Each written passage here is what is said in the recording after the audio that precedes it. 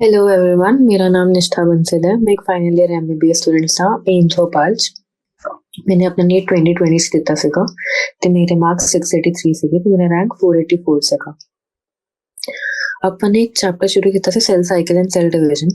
ਉਹਦੇ ਅੰਦਰ ਹੁਣ ਤੱਕ ਆਪਾਂ ਨੇ ਸੈਲ ਸਾਈਕਲ ਦੇ ਬਾਰੇ ਪੜ੍ਹਿਆ ਤੇ ਸੈਲ ਸਾਈਕਲ ਦੇ ਫੇਜ਼ਸ ਦੇ ਬਾਰੇ ਪੜ੍ਹਿਆ ਕਿ ਇੰਟਰਫੇਸ ਹੁੰਦਾ ਤੇ ਐਮ ਫੇਜ਼ ਹੁੰਦਾ। ਫਿਰ ਉਸ ਤੋਂ ਬਾਅਦ ਆਪਾਂ ਨੇ ਮਾਈਟੋਸਿਸ ਤੇ ਐਮ ਫੇਜ਼ ਨੂੰ ਵੀ ਇਨ ਡਿਟੇਲ 'ਚ ਡਿਸਕਸ ਕਰ ਲਿੱਤਾ ਕਿ ਪ੍ਰੋਫੇਜ਼, ਮੈਟਾਫੇਜ਼, ਐਨਾਫੇਜ਼ ਤੇ ਟੀਲੋਫੇਜ਼ ਦੇ ਅੰਦਰ ਕਿਹੜੇ-ਕਿਹੜੇ ਕੈਰੈਕਟਰਿਸਟਿਕ ਇਵੈਂਟਸ ਹੁੰਦੇ ਨੇ ਤੇ ਸਾਈਟੋਕਾਈਨੇਸਿਸ ਕਿਵੇਂ ਹੁੰਦਾ ਹੈ ਮਾਈਟੋਸਿਸ ਦੇ। ਹੁਣ ਅੱਜ ਆਪਾਂ ਸਟਾਰਟ ਕਰਾਂਗੇ ਮਿਓਸਿਸ ਕੀ ਹੁੰਦਾ। ਮਿਓਸਿਸ ਹੁੰਦਾ ਕਿ ਜਦੋਂ ਆਫਸਪ੍ਰਿੰਗ ਦੀ ਪ੍ਰੋਡਕਸ਼ਨ ਹੁੰਦੀ ਹੈ ਬਾय sexual reproduction, so the fusion of two gametes takes place, which is each with a complete haploid set of chromosomes. ਜਿਹੜੇ ਵੀ ਗੇਮੇਟਸ ਹੁੰਦੇ ਸਾਰੇ ਹੈਪਲੋਇਡ ਹੁੰਦੇ ਆ ਤੇ ਉਹਨਾਂ ਦਾ ਫਿਊਜ਼ਨ ਹੁੰਦਾ ਤਾਂ ਕੰਪਲੀਟ ਸੈਟ ਆਫ ਹੈਪਲੋਇਡ ਕ੍ਰੋਮੋਸੋਮਸ ਨਾਲ ਡਿਪਲੋਇਡੀ ਆਫ ਦੀ ਆਰਗੈਨਿਜ਼ਮ ਇਜ਼ ਰੀਸਟੋਰਡ।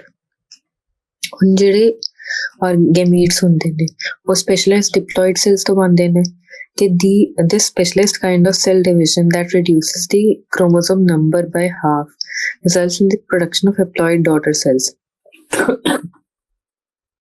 ਤੇ ਇੱਕ ਸਪੈਸ਼ਲਾਈਜ਼ਡ ਡਿਵੀਜ਼ਨ ਹੁੰਦੀ ਹੈ ਜਿਹਦੇ ਅੰਦਰ ਕ੍ਰੋਮੋਸੋਮ ਨੰਬਰ ਹਾਫ ਹੋ ਜਾਂਦਾ ਤੇ ਉਹਦੇ ਕਰਕੇ ਗੈਮੀਟਸ ਹੈਪਲੋਇਡ ਹੋ ਜਾਂਦੇ ਨੇ। ਹੁਣ ਇਹ ਵਾਲੀ ਡਿਵੀਜ਼ਨ ਨੂੰ ਕੀ ਬੋਲਦੇ ਨੇ? ਮਿਓਸਿਸ। Meiosis ensures the production of haploid phase in the life cycle of sexually reproducing organisms, whereas fertilization restores the diploid phase. मतलब meiosis ਕੀ ਕਰਦੇ हैं, एक haploid phase आंदा है life cycle ਦੇ ਅੰਦਰ ਤੇ ਜਿਹੜਾ ਫਰਟੀਲਾਈਜੇਸ਼ਨ ਹੈ ਉਹਦੇ ਅੰਦਰ ਡਿਪਲੋਇਡੀ ਰੀਸਟੋਰ ਹੋ ਜਾਂਦੀ ਹੈ। ਹੁਣ we come across meiosis during gametogenesis in plants and animals. This leads to the formation of haploid gametes. ਹੁਣ ਜਿਹੜੇ ਹੈਪਲੋਇਡ ਗੈਮੀਟਸ ਹੈ ਉਹ ਮਿਓਸਿਸ ਦੇ ਬਾਅਦ ਹੀ ਬਣਦੇ ਨੇ ਤੇ ਕੀ ਫੀਚਰ ਆਫ ਮਿਓਸਿਸ ਆਰ ਐਸ ਫੋਲੋਜ਼। ਜਿਹੜਾ ਮਿਓਸਿਸ ਹੈ ਉਹਦੇ ਅੰਦਰ ਦੋ ਸਿਕੁਐਂਸ਼ੀਅਲ ਸਾਈਕਲਸ ਹੁੰਦੇ ਨੇ ਨਿਊਕਲੀਅਰ ਤੇ ਸੈਲ ਡਿਵੀਜ਼ਨ ਦੇ, ਜਿਹਨੂੰ ਮਿਓਸਿਸ 1 ਐਂਡ ਮਿਓਸਿਸ 2 ਬੋਲਦੇ ਨੇ। But only a single cycle of DNA replication ਦਾ ਸਿਰਫ ਸਿੰਗਲ ਸਾਈਕਲ ਹੁੰਦਾ ਕਿ ਨਿਊਕਲੀਅਰ ਡਿਵੀਜ਼ਨ ਤੇ ਸੈਲ ਡਿਵੀਜ਼ਨ ਦੇ ਦੋ ਸਾਈਕਲ ਹੋ ਗਏ ਪਰ ਡੀਐਨਏ ਰੈਪਲੀਕੇਸ਼ਨ ਦਾ ਸਿਰਫ ਸਿੰਗਲ ਸਾਈਕਲ ਹੋਇਆ ਤਾਂ ਮਤਲਬ ਇਹਦੇ ਥਰੂ ਤਾਂ ਹੈਪਲੋਇਡ ਹੋ ਜਾਏਗਾ cell and that is what is the goal of meiosis. Meiosis 1 ਜਿਹੜਾ ਹੁੰਦਾ ਉਹ ਹੁੰਦਾ ਕਿ parental chromosomes have replicated to produce identical sister chromatids at the S phase. ਕਿ S phase ਦੇ ਅੰਦਰ ਤਾਂ ਹੋ ਗਿਆ ਹੈ ਕਿ parental chromosomes ਬਣ ਗਏ ਹੈ ਤੇ S phase ਦੇ ਅੰਦਰ ਉਹਨਾਂ ਦੀ replication ਵੀ ਹੋ ਗਈ ਹੈ। ਹੁਣ ਜਿਹੜਾ ਮਿਓਸਿਸ ਹੈ ਉਹਦੇ ਨਾਲ ਇਨਵੋਲਵਿੰਗ ਹੁੰਦੀ pairing of homologous chromosomes and recombination between non sister chromatids of homologous chromosome. ਹੁਣ ਰੀਕੰਬੀਨੇਸ਼ਨ ਵਰਡ ਇੱਕ ਨਵਾਂ ਵਰਡ ਹੈ ਉਰੇ, ਇਹਦੇ ਬਾਰੇ ਆਪਾਂ ਅੱਗੇ ਹੁਣ ਡਿਟੇਲ ਦੇ ਅੰਦਰ ਡਿਸਕਸ ਕਰਾਂਗੇ ਕਿ ਪੇਅਰਿੰਗ ਆਫ ਹੋਮੋਲੋਗਸ ਕ੍ਰੋਮੋਸੋਮਸ ਹੁੰਦੀ ਹੈ ਜਿਨ੍ਹਾਂ ਦੇ ਵਿੱਚ ਰੀਕੰਬੀਨੇਸ਼ਨ ਹੁੰਦੀ between non sister chromatids of homologous chromosome. ਆ ਹੁਣ ਪੂਰੀ ਲਾਈਨ ਹੀ ਬਹੁਤ ਇੰਪੋਰਟੈਂਟ ਹੈ। ਸਭ ਤੋਂ ਪਹਿਲੇ ਇਹਨੇ ਕੀ ਦੱਸਿਆ ਕਿ ਪੇਅਰਿੰਗ ਹੁੰਦੀ ਹੈ ਕਿਹੜੇ ਕ੍ਰੋਮੋਸੋਮਸ ਦੇ ਅੰਦਰ? ਹੋਮੋਲੋਗਸ। ਰੀਕੰਬੀਨੇਸ਼ਨ ਹੁੰਦੀ ਹੈ ਕਿਹੜੇ ਕ੍ਰੋਮੈਟਿਡਸ ਦੇ ਅੰਦਰ? ਨॉन ਸਿਸਟਰ ਕ੍ਰੋਮੈਟਿਡਸ। ਉਹ ਕਿਹੜੇ ਕ੍ਰੋਮੋਸੋਮਸ ਦੇ ਅੰਦਰ? Homologous chromosomes. ਠੀਕ ਹੈ, ਤੇ ਮਿਓਸਿਸ 2 ਦੇ ਐਂਡ ਤੇ 4 ਹੈਪਲੋਇਡ ਸੈਲਸ ਬਣ ਜਾਂਦੇ ਨੇ। Meiotic events can be grouped under the following phases. ਕਿ meiosis 1 ਦੇ ਅੰਦਰ prophase 1, metaphase 1, anaphase 1, telophase 1. And similarly to in the prophase 2, metaphase 2, anaphase 2, telophase 2.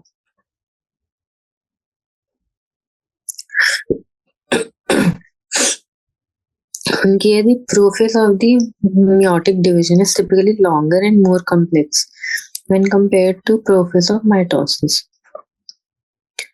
ਹੁਣ ਜਿਹੜਾ prophase of meiosis ਹੈ ਫਰਸਟ meiotic division ਦਾ ਹੁੰਦਾ ਹੈ ਉਹ ਇੱਕ ਤਾਂ longer ਹੋਏਗਾ, more complex ਹੋਏਗਾ when compared to prophase of mitosis.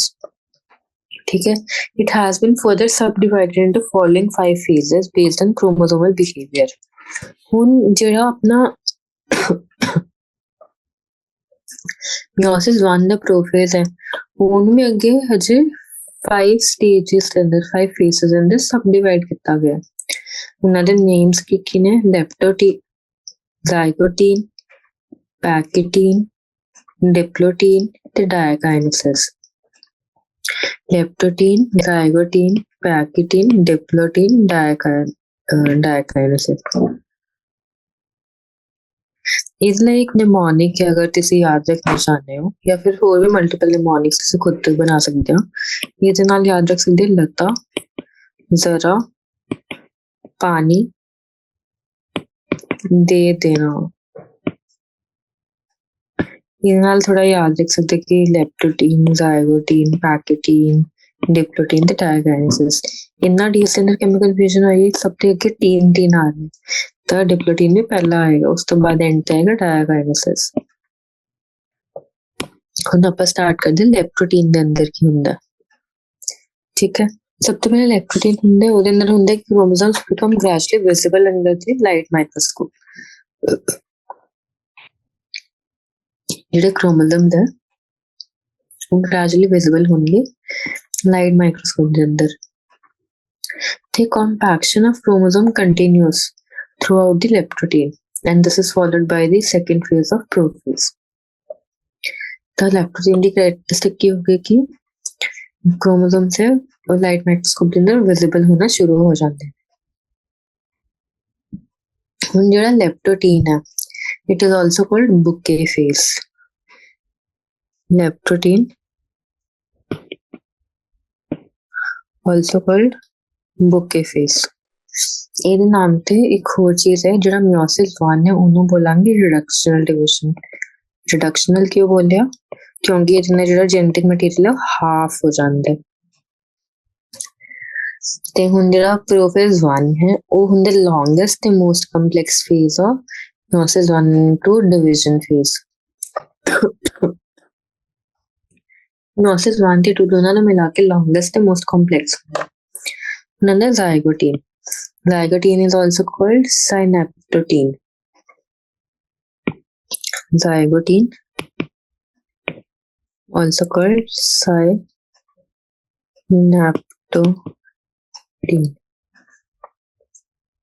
ਇਹਦੇ ਅੰਦਰ ਕੀ ਹੁੰਦਾ, ਜਿਹੜੇ ਕ੍ਰੋਮੋਸੋਮਸ ਹੁੰਦੇ ਨੇ they start pairing together and this process of association is called synapses.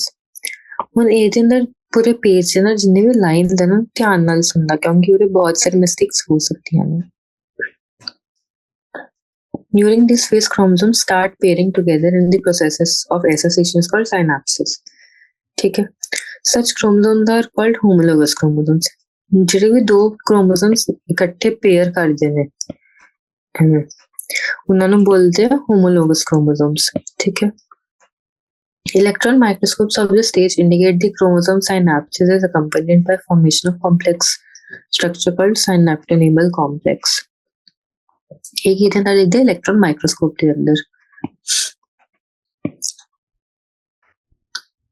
ये तो ये होता है कि जो कॉम्प्लेक्स फॉर्म होया by a pair of synapsed homologous chromosome is called bivalent or tetrad. ये भी important है। मेरा मतलब क्या है synaptonemal complex ते bivalent या tetrad दा? ये तो मतलब होया कि ਜਦੋਂ ਕਿ ਦੋ ਹੋਮੋਲੋਗਸ ਕ੍ਰੋਮੋਸੋਮਸ ਨਾਲ ਐਸੋਸੀਏਟ ਹੋ ਜਾਂਦੇ ਨੇ ਤੇ ਉਹਦੇ ਨਾਲ ਬਣ ਜਾਂਦੇ ਸਾਈਨੈਪਟੋਨੇਮਲ ਕੰਪਲੈਕਸ। ਮਤਲਬ ਪ੍ਰੋਸੈਸ ਨੂੰ ਸਾਈਨਾਪਸਿਸ ਬੋਲਦੇ ਨੇ, ਬਟ ਜਿਹੜਾ ਕੰਪਲੈਕਸ ਬਣਦਾ ਹੈ ਉਹਨੂੰ ਸਾਈਨੈਪਟੋਨੇਮਲ ਕੰਪਲੈਕਸ ਬੋਲਦੇ ਨੇ। ਹੁਣ ਉਹਦੇ ਅੰਦਰ ਜਿਹੜੇ ਵੀ ਕ੍ਰੋਮੋਸੋਮਸ ਨਾਲ ਅਟੈਚਡ ਹੈ ਉਹਦੇ ਪੇਅਰ ਨੂੰ, ਇੱਕ ਸਿੰਗਲ ਪੇਅਰ ਨੂੰ ਜਾਂ ਤਾਂ ਬਾਈਵੈਲੈਂਟ ਬੋਲਦੇ since it is made up of 2 chromosomes, ਜਾਂ ਫਿਰ ਟੈਟਰਾਡ ਬੋਲਦੇ ਨੇ ਕਿਉਂਕਿ 4 ਸਿਸਟਰ ਕ੍ਰੋਮੈਟਿਡਸ ਹੁੰਦੇ ਨੇ। मतलब सिस्टर तो नहीं बोलना चाहिए, 4 chromatids होंगे, 2 pair of sister chromatids बोल सकते हो। However, they are more clearly visible at the next stage. Bivalent या टेट्राड है वो more clearly visible होएगा next stage पे। The first 2 stages of prophase are relatively short-lived compared to the next stage, that is packaging. First stage ਦੀਆਂ ਹੋ ਗਈਆਂ ਫਿਰ ਛੋਟੀਆਂ ਹੁੰਦੀਆਂ ਨੇ ਪ੍ਰੋਫੇਜ਼ ਦੀਆਂ, ਰਿਲੇਟਿਵਲੀ ਸ਼ਾਰਟ ਲਿਵ, ਪਰ ਜਿਹੜਾ ਪੈਕੇਟੀਨ ਹੈ ਉਸਦਾ ਲੌਂਗਰ ਹੁੰਦਾ। ਹੁਣ ਇਸ ਫੇਜ਼ ਦੇ ਅੰਦਰ ਕੀ ਹੁੰਦਾ ਹੈ? Pachytene ਦੇ ਅੰਦਰ ਕੀ ਹੁੰਦਾ ਕਿ 4 chromatids of each bivalent becomes distinct and clearly appear as tetrad. 4 chromatid ਹੋਣਗੇ ਇੱਕ bivalent ਦੇ ਅੰਦਰ, ਉਹ ਪੂਰੇ distinct ਹੋ ਜਾਣਗੇ ਤੇ proper tetrad ਦਿਖੇਗਾ. This stage is characterized by the pachytene is characterized by appearance of recombination nodules, the site at which crossing over occurs between non-sister chromatids of the homologous chromosome. उनकी नामा word है आपने बोला recombination nodules, ठीक है, ਤੇ crossing over ਕਿਹਦੇ ਵਿੱਚ ਹੁੰਦੀ ਹੈ? non-sister chromatids ਦੇ ਵਿੱਚ ਹੁੰਦੇ ਜਿਹੜੇ homologous chromosomes ਦੇ ਹੁੰਦੇ ਨੇ. ਉਹਨਾਂ ਦੇ crossing over ਦਾ ਕੀ ਮਤਲਬ ਹੈ? ਇੱਕ ਨਵੀਂ ਟਰਮ ਆ ਗਈ ਹੈ. ਹੁਣ crossing over ਦਾ ਮਤਲਬ ਹੈ ਕਿ exchange of genetic material ਹੁੰਦਾ between 2 homologous chromosomes. ठीक है, crossing over is also an enzyme mediated process. ये भी ध्यान रखना ਜਿਹੜਾ crossing over है ਉਹਦੇ ਅੰਦਰ ਇੱਕ enzyme mediated process ਹੁੰਦਾ ਤੇ enzyme involved ਹੁੰਦਾ recombinase. ठीक है, crossing over leads to recombination of genetic material of the 2 chromosomes. Recombination between homologous chromosomes is completed by the end of pachytene. Recombination of genetic material हो जाएगा crossing over करके 2 chromosomes के अंदर, ਤੇ ਜਿਹੜਾ recombination ਹੁੰਦਾ है ना ये complete हो जाते by end of pachytene. ये भी ध्यान रखना चाहिए, completed by the end of pachytene. Leaving the chromosomes linked at the site of crossing over. ਹੁਣ pachytene ਦੇ end ਤੇ crossing over ਤਾਂ ਖਤਮ ਹੋ ਗਈ, but ਉਹਨਾਂ ਦੇ ਜਿਹੜੇ sites of crossing over ਹਜੇ ਵੀ ਉਸ ਸਾਈਡ ਉਹਨਾਂ ਸਾਈਡਸ ਤੇ linked ਨੇ. ਹੁਣ ਅਗਰ ਹੁਣ question ਆਏ ਕਿ first stage ਜਦੋਂ tetrad ਦਿਖਦਾ ਤਾਂ ਉਹਨੂੰ ਆਪਾਂ ਜ਼ਾਈਗੋਟੀਨ ਬੋਲਾਂਗੇ ਜਾਂ ਪੈਕੇਟੀਨ ਬੋਲਾਂਗੇ? ਟੈਟਰਾਡ ਲਈ ਆਪਾਂ ਪਹਿਲਾਂ ਪੈਕੇਟੀਨ ਬੋਲਾਂਗੇ ਕਿਉਂਕਿ ਉਹਦੇ ਲਿਖਿਆ ਗਿਆ ਕਿ ਜਿਹੜਾ ਡਿਸਟਿੰਕਟ ਟੈਟਰਾਡ ਕਲੀਅਰਲੀ ਅਪੀਅਰ ਹੁੰਦਾ ਪੈਕੇਟੀਨ ਦੇ ਅੰਦਰ ਅਪੀਅਰ ਹੁੰਦਾ ਤੇ ਇਸ ਕਰਕੇ ਪੈਕੇਟੀਨ ਨੂੰ ਕਿਉਂਕਿ ਜੋ ਪੂਰਾ ਕ੍ਰਾਸਿੰਗ ਓਵਰ ਹੋ ਰਿਹਾ ਹੈ, ਜੈਨੇਟਿਕ ਰਿਕੰਬੀਨੇਸ਼ਨਸ ਹੋ ਰਹੇ ਨੇ, ਇਹਨੂੰ most complex phase of prophase 1 ਵੀ ਬੋਲਦੇ ਨੇ. ਠੀਕ ਹੈ, the number of recombination nodules depend on the length of chromosomes.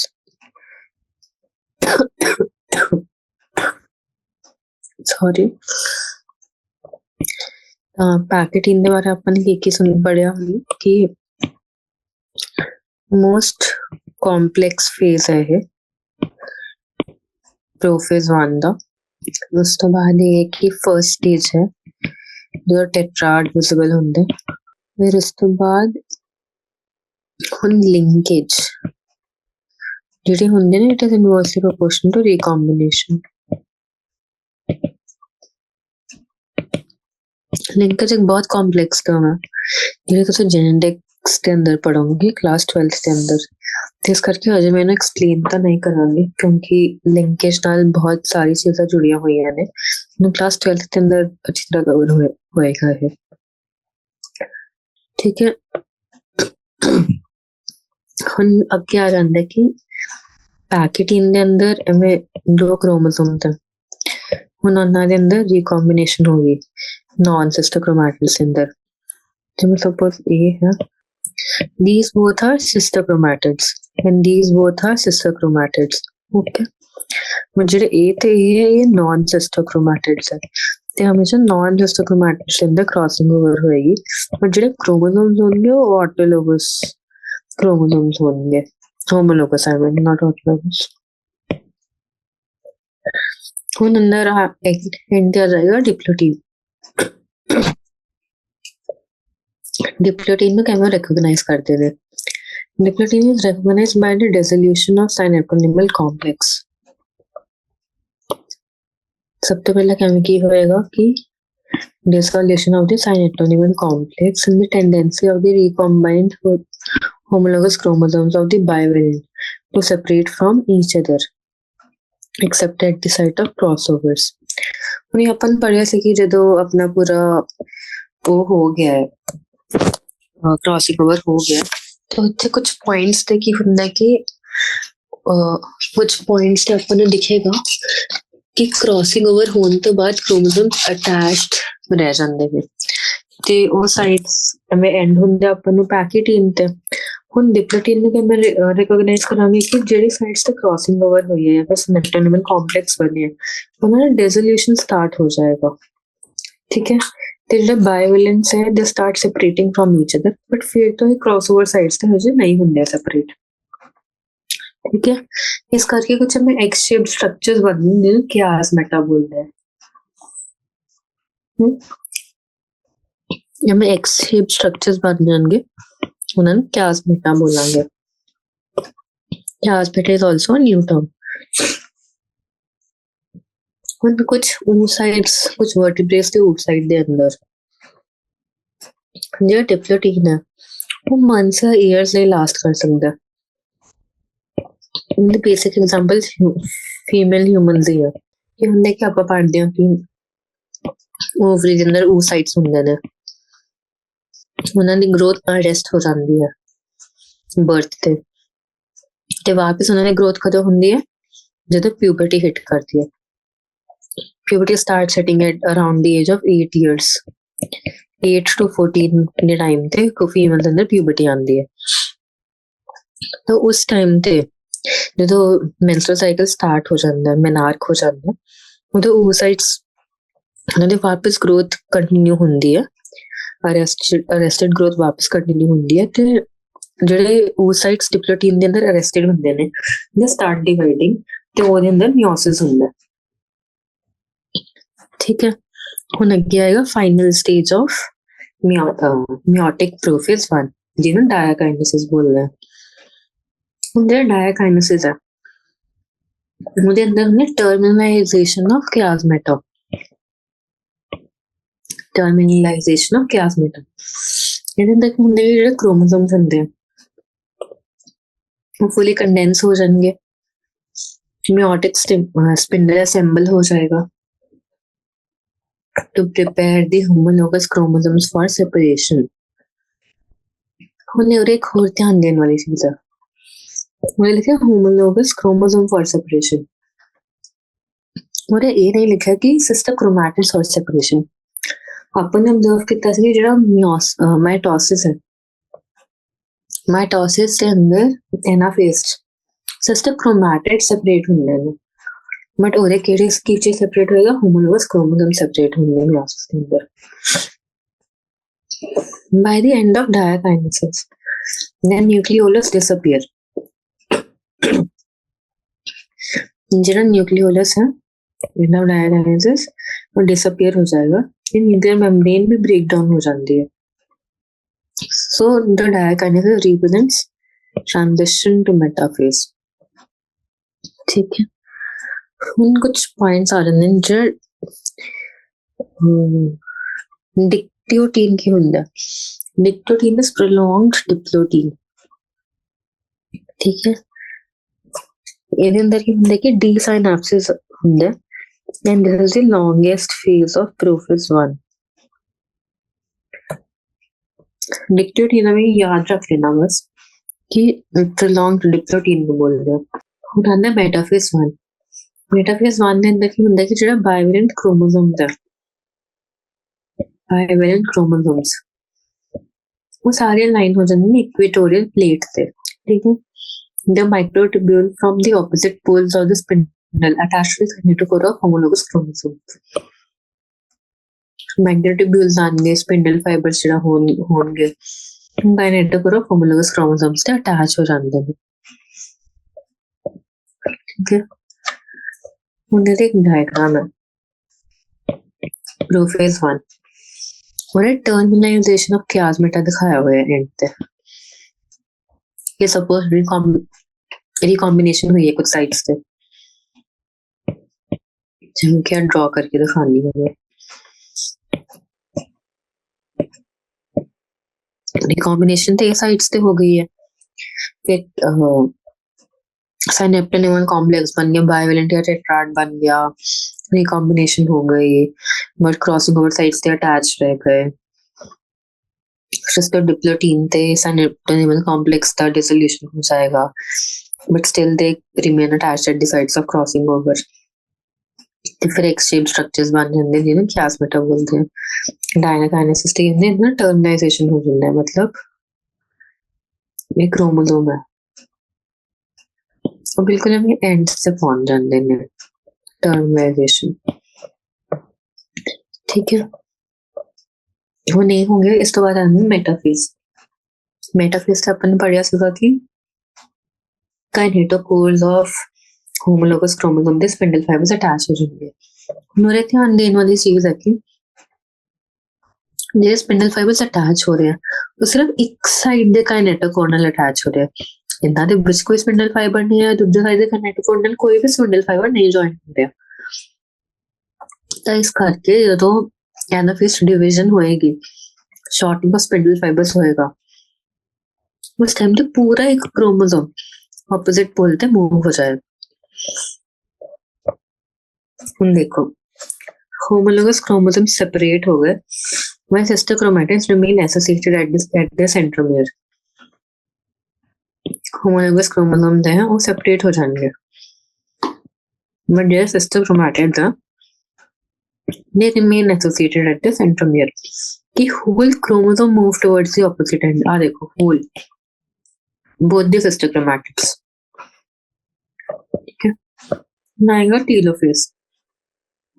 Telophase के अंदर हमने जो न्यूक्लियर मेम्ब्रेन है वो न्यूक्लियोलस है, वापस रीअपीयर करेंगे सिमिलर टू माइटोसिस में होया सीगा। तो साइटोकाइनेसिस कंटिन्यू होएगा and this is called as dyad of cells. कि दो सेल्स बनेंगे, इस करके डायड ऑफ सेल्स।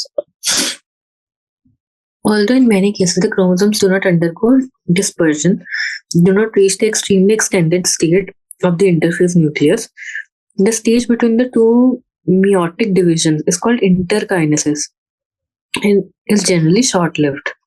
ਇਹਦਾ ਕੀ ਮਤਲਬ ਹੈ ਕਿ ਆਪਾਂ ਨੇ ਪੜਿਆ ਕਿ ਮਾਈਟੋਸਿਸ ਮਿਓਸਿਸ ਦੇ ਅੰਦਰ ਮਿਓਸਿਸ 1 ਤੇ ਮਿਓਸਿਸ 2 ਹੁੰਦਾ ਤੇ ਮੈਂ ਦੋ ਡਿਵੀਜ਼ਨਸ ਕੀ ਹੁੰਦੀਆਂ ਕਿਉਂਕਿ ਆਪਾਂ ਰਿਡਕਸ਼ਨ ਆਫ ਜੈਨੇਟਿਕ ਮਟੀਰੀਅਲ ਚਾਹੀਦਾ, ਆਪਾਂ ਡਿਪਲੋਇਡੀ ਤੋਂ ਹੈਪਲੋਇਡੀ ਜਾਣਾ।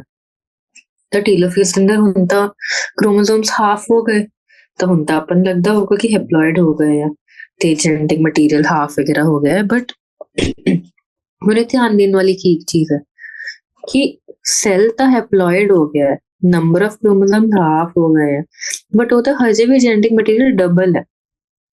ਆਪਾਂ ਨੂੰ ਜੈਨੇਟਿਕ ਮਟੀਰੀਅਲ ਨੂੰ ਵੀ ਹਾਫ ਕਰਨਾ, ਤਾਂ ਕਰਕੇ ਉਸ ਤੋਂ ਬਾਅਦ ਮਿਓਸਿਸ 2 ਹੋਏਗਾ। ਤਾਂ ਦੋ ਮਿਓਸਿਸ ਦੇ ਵਿੱਚ ਜਿਹੜਾ ਪੀਰੀਅਡ ਹੁੰਦਾ ਉਹਨੂੰ ਬੋਲਦੇ ਆ ਇੰਟਰਕਾਈਨੇਸਿਸ ਤੇ ਜਨਰਲੀ ਸ਼ਾਰਟ ਲਿਵਡ ਹੁੰਦਾ। ਤੇ ਇਸ ਟਾਈਮ ਤੇ ਜਿਹੜੇ ਕ੍ਰੋਮੋਸੋਮਸ ਹੁੰਦੇ ਨੇ ਉਹ ਐਕਸਟ੍ਰੀਮਲੀ ਐਕਸਟੈਂਡਡ ਵੀ ਨਹੀਂ ਹੁੰਦੇ ਆ ਕਿ ਮਤਲਬ ਥੋੜੇ ਡਿਸੋਲਵ ਜਾਂ ਡਿਸਪਰਸ ਹੋਣਾ ਸ਼ੁਰੂ ਹੁੰਦੇ, ਬਟ ਦੇ do not completely extend to the phase of interphase nucleus।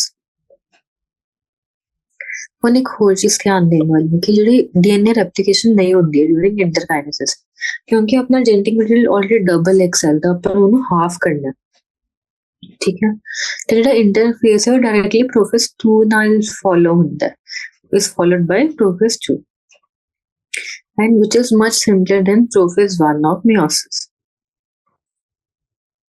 ਹੁਣ ਜਿਹੜਾ ਮਿਓਸਿਸ 2 ਹੈ, ਮਿਓਸਿਸ 2 is almost similar to mitosis, the division phase ਜਾਂ M phase। ਹੁਣ ਜਿਹੜਾ ਮਿਓਸਿਸ 2 ਦੇ ਅੰਦਰ ਪ੍ਰੋਫੇਸ 1 ਹੈ ਇਨੀਸ਼ੀਏਟ ਹੋ ਜਾਂਦਾ immediately after cytokinesis, usually before the chromosomes are fully elongated। In contrast to meiosis 1, meiosis 2 resembles normal mitosis ਜਿਵੇਂ ਕਿ ਦੱਸਿਆ ਗਿਆ। ਹੁਣ ਜਿਹੜਾ ਨਿਊਕਲੀਅਰ ਮੈਮਬ੍ਰੇਨ ਹੈ ਉਹ ਬਾय एंड ऑफ प्रोफेज 2 डिसअपीयर हो जाएगा तो chromosomes again become compact। Chromosomes हो जाएंगे compact। फिर आते हैं मेटाफेज 2। मेटाफेज 2 ਦੇ ਅੰਦਰ ਕੀ ਹੁੰਦਾ ਕਿ ਜਿਹੜੇ ਵੀ ਕ੍ਰੋਮੋਸੋਮਸ ਹੁੰਦੇ ਨੇ ਉਹ ਸਾਰੇ ਇਕੁਏਟਰ ਤੇ ਲਾਈਨ ਕਰ ਜਾਂਦੇ ਨੇ ਤੇ ਮਾਈਕਰੋਟਿਬਿਊਲਸ ਆਪੋਜ਼ਿਟ ਐਂਡ ਤੋਂ ਆ ਕੇ ਸਪਿੰਡਲ ਫਾਈਬਰਸ ਉਹਨਾਂ ਨਾਲ ਜਾ ਕੇ ਉਹਨਾਂ ਦੇ ਕਾਈਨੇਟੋਕੋਰ ਨਾਲ ਜਾ ਕੇ ਅਟੈਚ ਹੋ ਜਾਂਦੇ ਨੇ ਸਿਸਟਰ ਕ੍ਰੋਮੈਟਿਡ से। ਪਿਛਲੀ ਵਾਰ ਆਪਾਂ ਲਾਸਟ ਟਾਈਮ ਕੀ ਪੜ੍ਹਿਆ ਸੀ ਕਿ ਹੋਮੋਲੋਗਸ ਕ੍ਰੋਮੋਸੋਮਸ ਨਾਲ ਅਟੈਚ ਹੁੰਦੇ ਨੇ, ਹੁਣ ਸਿਸਟਰ ਕ੍ਰੋਮੈਟਿਡ ਤੇ ਕਾਈਨੇਟੋਕੋਰ ਨਾਲ ਅਟੈਚ ਹੁੰਦੇ ਨੇ। ਹੁਣ ਐਨਾਫਿਸ 1 ਦਾ ਇਹਦੇ ਅੰਦਰ ਕੀ ਹੁੰਦਾ ਕਿ ਸਾਈਮਲਟੇਨੀਅਸ ਸਪਲਿਟਿੰਗ ਆਫ ਸੈਂਟਰੋਮੀਅਰ ਹੋ ਜਾਂਦੀ ਈਚ ਕ੍ਰੋਮੋਸੋਮ ਦੀ ਸਾਈਮਲਟੇਨੀਅਸ ਸਪਲਿਟਿੰਗ ਹੋਏਗੀ of centromere of each chromosomes which was holding the sister chromatids together. ਹੁਣ ਇਹਦੇ ਕਰਕੇ ਕੀ ਹੁੰਦਾ they are allowed to move towards the opposite poles of the cell by shortening of microtubules. Microtubules the shortening ਹੋ ਜਾਏਗੀ which is attached to kinetochore ਜਿਵੇਂ ਕਿ ਦੱਸਿਆ ਗਿਆ ਸਪਿੰਡਲ ਫਾਈਬਰਸ ਜਿਹੜੇ ਹੁੰਦੇ ਉਹ ਸ਼ਾਰਟਨ ਹੋ ਜਾਂਦੇ ਨੇ ਜਿਸ ਕਰਕੇ ਜੋ ਸਿਸਟਰ ਕ੍ਰੋਮੈਟਿਡ ਆ ਆਪੋਜ਼ਿਟ ਐਂਡ ਦੀ ਤਰਫ ਮੂਵ ਕਰੇਗਾ ਹੁਣ ਮੇਰੇ ਸਟੇजेस ਆਫ ਮਿਓਸਿਸ 2 ਦਿਖਾਈਆਂ ਗਈਆਂ ਨੇ ਠੀਕ ਹੈ ਪੂਰੇ ਸਭ ਤੋਂ ਪਹਿਲਾਂ ਇਹ ਤਾਂ ਹੈ ਕਿ ਪ੍ਰੋਫੇਸ 1 ਫਿਰ ਉਸ ਤੋਂ ਬਾਅਦ ਮੈਟਾਫੇਸ ਦਿਖਾਇਆ ਗਿਆ ਨਹੀਂ ਸੌਰੀ ਇਸ ਤੋਂ ਪਹਿਲਾਂ ਆਏਗਾ ਕਿ ਆਪਣਾ ਮਿਓਸਿਸ 1 ਹੋ ਗਿਆ ਜਿਹਦੇ ਅੰਦਰ 2 ਡਾਟਰ ਸੈਲਸ ਬਣ ਗਈਆਂ ਨੇ ਤੇ ਹੁਣ ਉਹ ਦੋਨੋਂ ਡਾਟਰ ਸੈਲਸ ਦਾ ਅੱਗੇ ਸੈਲ ਸਾਈਕਲ ਕੰਟੀਨਿਊ ਕੀਤਾ ਹੋਇਆ ਦਿਖਾਇਆ ਸੈਲ ਡਿਵੀਜ਼ਨ ਕੰਟੀਨਿਊ ਕੀਤਾ ਹੋਇਆ ਦਿਖਾਇਆ ਹੁਣ ਮੇਰੀ ਇੱਕ ਹੋਰ ਚੀਜ਼ ਧਿਆਨ ਦੇਣ ਵਾਲੀ ਹੈ ਜਿਹੜਾ ਮਾਈਟੋਸਿਸ ਜਾਂ ਮਿਓਸਿਸ 2 ਹੈ ਉਹਦੇ ਅੰਦਰ ਇੱਕ ਸਿੰਗਲ ਮੈਟਾਫੇਸ ਪਲੇਟ ਬਣਦੀ ਹੈ ਬਟ ਜਿਹੜਾ ਮਿਓਸਿਸ 1 ਹੈ ਉਹਦੇ ਅੰਦਰ 2 ਮੈਟਾਫੇਸ ਪਲੇਟਸ ਬਣਦੀਆਂ ਨੇ ਠੀਕ ਹੈ और ये क्रोमोसोम ने दोनों काइनेटोकोर्स ਨਾਲ स्पिंडल फाइबर्स अटैच हो रहे हैं ਉਹਦੇ ਸਿਰਫ ਇੱਕ ਕਾਈਨੈਟੋਕੋਰ ਨਾਲ स्पिंडल फाइबर अटैच हो रहा ਸੀ और स्प्लिटिंग ऑफ सेंट्रोमियर होएगी मियोसिस 1 ਦੇ ਅੰਦਰ ਕੋਈ ਵੀ स्प्लिटिंग ऑफ सेंट्रोमियर नहीं ਹੋਈ ਸੀ स्प्लिटिंग ऑफ सेंट्रोमियर ਕਰਕੇ ਜਿਹੜੇ ਸਿਸਟਰ ਕ੍ਰੋਮੈਟਿਡਸ ਆਪੋਜ਼ਿਟ ਪੋਲ ਦੀ ਤਰਫ ਮੂਵ ਕਰਨਗੇ ਤੇ ਐਟ ਦ ਐਂਡ ਆਪਾਂ ਨੂੰ 4 ਸੈਲਸ ਮਿਲ ਜਾਣਗੇ ਹੁਣ ਆਏਗਾ टीलोफेज 2 ਦੇ अंदर ਕੀ ਹੁੰਦਾ ਕਿ meiosis end ਹੋ ਗਿਆ with telophase 2 in which 2 groups of chromosomes once again get enclosed by a nuclear envelope that is cytokinesis follows the resulting of tetrad of cells meiosis 1 ਦੇ end ਤੇ dyad of cells ਬਣਦੇ ਔਰ tetrad of cells ਬਣਦੇ that is 4 haploid daughter cells ਹੁਣ कुछ और points हैं जिमें कि और इंटरफेस के अंदर अपन पढ़िया सीगा इंटरकाइनेसिस के अंदर सॉरी कि there is no DNA replication मतलब और ना ही और कोई एस फेज नहीं हुंदा सिर्फ G1 ਤੇ G2 फेज हुंदे ਜਿਹਦੇ ਅੰਦਰ ਸੈਲ ਦੀ ਆਰਗੇਨਿਲਸ ਵਗੈਰਾ ਮਲਟੀਪਲਾਈ ਕਰਦੀ ਹੈ ਫॉर ਸਾਈਟੋਕਾਈਨੇਸਿਸ ਟੂ ਅਕਰ ਠੀਕ ਹੈ ਕਿਉਂਕਿ ਆਪਣਾ ਡੀਐਨਏ ਮਟੀਰੀਅਲ ਆਲਰੇਡੀ ਡੁਪਲੀਕੇਟਡ ਹੈ ਆਪਾਂ ਨੂੰ ਉਹਨੂੰ ਹਾਫ ਕਰਨਾ ਤਾਂ ਸਿਸਟਰ ਕ੍ਰੋਮੈਟਿਡ ਸਪਲਿਟਿੰਗ ਨਾਲ ਉਹ ਹਾਫ ਹੋ ਗਿਆ ਹੁਣ ਐਂਟੀਜ ਇੱਕ ਕੁਐਸਚਨ ਆਇਆ ਸੀਗਾ ਕਿ stage at which genetic constitution of the gamete is finally decided ਉਹ ਹੁੰਦਾ ਐਨਾਫੇਜ਼ 1 ਕਿ ਇਸ ਸਟੇਜ ਤੇ genetic constitution of gametes decide ਹੋ ਜਾਂਦੀ ਹੈ ਐਨਾਫੇਜ਼ 1 में ਜੈਨੇਟਿਕ ਕਨਸਟੀਟਿਊਸ਼ਨ ਮਤਲਬ ਕਿ ਕਿਸ ਗੈਮੀਟ ਦੇ ਅੰਦਰ ਕਿਹੜਾ ਐਲੀਲ ਜਾ ਰਿਹਾ ਜੀਨ ਦਾ ਉਹ ਡਿਸਾਈਡ ਹੋ ਜਾਂਦਾ ਐਨਾਫੇਜ਼ 1 ਦੇ ਅੰਦਰ ਹੁਣ ਕੀ ਹੋਏਗਾ ਕਿ ਉਸ ਤੋਂ ਬਾਅਦ ਆਂਦੇ ਕਿ ਜਿਹੜਾ ਡਿਸਜੰਕਸ਼ਨ ਹੁੰਦਾ ਹੈ ਐਨਾਫੇਜ਼ 1 ਦੇ ਅੰਦਰ ਡਿਸਜੰਕਸ਼ਨ ਦਾ ਕੀ ਮਤਲਬ ਕਿ ਦੋ ਹੋਮੋਲੋਗਸ ਕ੍ਰੋਮੋਸੋਮ ਸੈਪਰੇਟ ਹੋ ਜਾਂਦੇ ਅਗਰ ਕਦੇ-ਕਦੇ ਨॉन ਡਿਸਜੰਕਸ਼ਨ ਹੋ ਜਾਂਦੇ ਸਪੋਜ਼ ਨॉन ਡਿਸਜੰਕਸ਼ਨ ਦਾ ਕੀ ਮਤਲਬ ਜਿਵੇਂ ਪ੍ਰੋਫਾਈਲ ਤੇ ਐਂਟੀ ਟਰਮੀਨਾਈਜੇਸ਼ਨ ਆਫ ਕਿਆਸਮੇਟਾ ਉਹ ਕੰਸਿਸਟੈਂਟ ਰਿਹਾ ਉਹ ਅਲੱਗ ਨਹੀਂ ਹੋਇਆ ਉਸ ਤੋਂ ਬਾਅਦ ਪ੍ਰੋਫੇਜ਼ ਤੋਂ ਬਾਅਦ ਮੈਟਾਫੇਜ਼ ਦੇ ਅੰਦਰ ਤੇ ਇਹ ਦੋਨੋਂ ਕ੍ਰੋਮੋਸੋਮਸ ਤਾਂ ਹਜੇ ਅਟੈਚਡ ਹੈ ਤੇ ਸਪਿੰਡਲ ਫਾਈਬਰ ਅਟੈਚ ਨਹੀਂ ਹੋਏਗਾ ਤੇ ਪੂਰੇ ਕ੍ਰੋਮੋਸੋਮਲ ਪੇਅਰ ਇੱਕ ਹੀ ਗੈਮੀਟ ਦੇ ਅੰਦਰ ਚਲਾ ਜਾਏਗਾ ਤੇ ਦੂਜੇ ਗੈਮੀਟ ਦੇ ਅੰਦਰ ਮਤਲਬ ਦੂਜੇ ਡਾਟਰ ਸੈਲ ਦੇ ਅੰਦਰ ਉਸ ਕ੍ਰੋਮੋਸੋਮ ਨੰਬਰ ਦੀ ਕੋਈ ਵੀ ਕ੍ਰੋਮੋਸੋਮ ਕਾਪੀ ਨਹੀਂ ਜਾਏਗੀ and this is how aneuploidies occur in gametes and in children gametes ਦੇ ਅੰਦਰ aneuploidy ਹੋਈ ਤਾਂ fertilization ਤੋਂ ਬਾਅਦ zygote ਦੇ ਅੰਦਰ aneuploidy ਹੋ ਗਈ ਹੁਣ ਇਸ ਤੋਂ ਬਾਅਦ ਆਂਦੇ ਕਿ ਆਪਾਂ ਨੇ ਟੀਲੋਫੇਜ਼ ਚ ਦੇਖਿਆ ਕਿ ਵਾਪਸ ਨਾਰਮਲ ਡਿਵੀਜ਼ਨ ਹੋ ਜਾਂਦੀ ਹੈ ਸੈਲ ਦੀ ਹੁਣ ਸਿਗਨੀਫੀਕੈਂਸ ਆਫ ਮਿਓਸਿਸ ਕੀ ਹੈ ਜਿਹੜਾ ਮਿਓਸਿਸ ਹੈ is the mechanism by which conservation of specific chromosome number of each species is achieved ठीक है ये conservation हो जाता है chromosome number the each species का across generation ਸਪੋਜ਼ ਅਗਰ ਮਿਓਸਿਸ ਨਹੀਂ ਹੁੰਦਾ ਤਾਂ ਅਗਰ ਸਿਰਫ ਮਾਈਟੋਸਿਸ ਹੁੰਦਾ ਤਾਂ ਹਰ ਇੱਕ ਡਾਟਰ ਸੈਲ ਤਾਂ ਡਿਪਲੋਇਡ ਹੀ ਹੁੰਦੀ। ਤਾਂ ਕੋਈ ਵੀ ਅਗਰ ਦੋ ਗੈਮੀਟਸ ਵੀ ਡਿਪਲੋਇਡ ਹੁੰਦੇ ਤੇ ਅਗਰ ਉਹ ਫਿਊਜ਼ ਕਰਦੇ, ਸਪੋਜ਼ ਉਹਦੇ ਇਹਦੇ ਅੰਦਰ क्रोमोसोम नंबर 2C है या मान लो 23 डिप्लॉयड 46 है 46 है या 2x है 2x है, तो फर्टिलाइज करके 4x बन जाएगा। फिर अगेन दो सेल्स होंगे 4x 4x, वो फिर तो फ्यूज करके 8x बना लेंगे। एम करके ना नंबर मेंटेन नहीं रह सकता से क्रोमोसोम ਦਾ स्पेशली चेंज ਹੁੰਦੀਆਂ ਰਹਿੰਦੀਆਂ। ਤਾਂ ਕਰਕੇ ਸੈਕਸ਼ੂਅਲੀ ਰੀਪਰੋਡਿਊਸਿੰਗ ਆਰਗੈਨਿਜ਼ਮ ਦੇ ਅੰਦਰ ਇੱਕ same number of chromosome achieve ਕਰਨ ਲਈ ਮਿਓਸਿਸ ਦੀ ਇੰਪੋਰਟੈਂਸ ਬਹੁਤ ਜ਼ਿਆਦਾ। even though the process per se paradoxically results in reduction of chromosome number by half। ਹੁਣ ਇਹ ਕਿਉਂ ਬੋਲਿਆ ਗਿਆ? ਇਹ ਬੋਲਿਆ ਗਿਆ ਇਸ ਲਈ ਕਿ ਵੈਸੇ ਤਾਂ ਮਿਓਸਿਸ ਦੇ ਕ੍ਰੋਮੋਸੋਮ ਨੰਬਰ ਹਾਫ ਹੋ ਜਾਂਦਾ, ਤਾਂ ਉਹ ਡਿਪਲੋਇਡ ਕਿਵੇਂ ਮੇਨਟੇਨ ਕਰਨ ਚ ਹੈਲਪ ਕਰਦਾ, ਦੈਟ ਇਜ਼ ਥਰੂ ਫਰਟੀਲਾਈਜ਼ੇਸ਼ਨ। ਹੁਣ ਇਹਦੇ ਅੰਦਰ ਜੈਨੇਟਿਕ ਵੇਰੀਏਬਿਲਿਟੀ ਵੀ ਇੰਕਰੀਜ਼ ਹੋ ਜਾਂਦੀ ਹੈ ਮਿਓਸਿਸ ਕਰਕੇ ਜਦੋਂ ਰੀਕੰਬੀਨੇਸ਼ਨ ਹੁੰਦੀ ਹੈ। ਇਹਦੇ ਨਾਲ ਕੀ ਹੁੰਦਾ ਕਿ ਜਿਹੜਾ ਪੋਪੂਲੇਸ਼ਨ ਆਫ ਆਰਗੈਨਿਜ਼ਮ ਹੈ ਉਹ ਵਨ ਜਨਰੇਸ਼ਨ ਤੋਂ ਨੈਕਸਟ ਜਨਰੇਸ਼ਨ ਲਈ ਮੂਵ ਕਰਦਾ। ਜਿਹੜੀ ਵੇਰੀਏਸ਼ਨ ਹੁੰਦੀ ਹੈ it is important for the process of evolution. ਠੀਕ ਹੈ, ਚੈਪਟਰ ਨੂੰ ਖਤਮ ਕਰਨ ਤੋਂ ਪਹਿਲਾਂ ਇੱਕ ਹੋਰ ਟੌਪਿਕ ਹੈ ਜਿਹਨੂੰ ਬੋਲਦੇ ਆ ਮਾਈਟੋਜਨਸ। ਆਪਾਂ ਥੋੜਾ ਉਹਦੇ ਬਾਰੇ ਪੜਾਂਗੇ। ਮਾਈਟੋਜਨਸ ਕੀ ਹੁੰਦੇ ਨੇ? ਠੀਕ ਹੈ, ਮਾਈਟੋਜਨਸ ਦਾ ਮਤਲਬ ਹੈ ਕਿ they promote cell division. These are few chemicals which promote cell division, ਜਿਵੇਂ ਕਿ for example auxin ਤੇ cytokinin in plants, cytokinin। ठीक है, ਤੇ insulin in animals, ਜਿਵੇਂ insulin ਜਾਂ insulin like growth factors, ਇਹ ਸਾਰੇ like growth factors ਇਹ animals ਦੇ ਅੰਦਰ ਹੁੰਦੇ ਨੇ, ਮਾਈਟੋਜਨ ਹੁੰਦੇ ਨੇ। ਹੁਣ ਇਸ ਤੋਂ ਬਾਅਦ ਆ ਜਾਏਗਾ ਮਾਈਟੋਟਿਕ ਪੋਇਜ਼ਨ। ਇਹ ਕੀ ਹੁੰਦਾ? ਜਿਹੜਾ ਹੁਣ ਮਾਈਟੋਟਿਕ ਪੋਇਜ਼ਨ ਹੈ ਇਹ ਕੀ ਕਰਦਾ? ਇਹ ਡਿਵੀਜ਼ਨ ਨੂੰ ਰੋਕਦੇ, ਡਿਵੀਜ਼ਨ ਨਹੀਂ ਹੁੰਦਾ।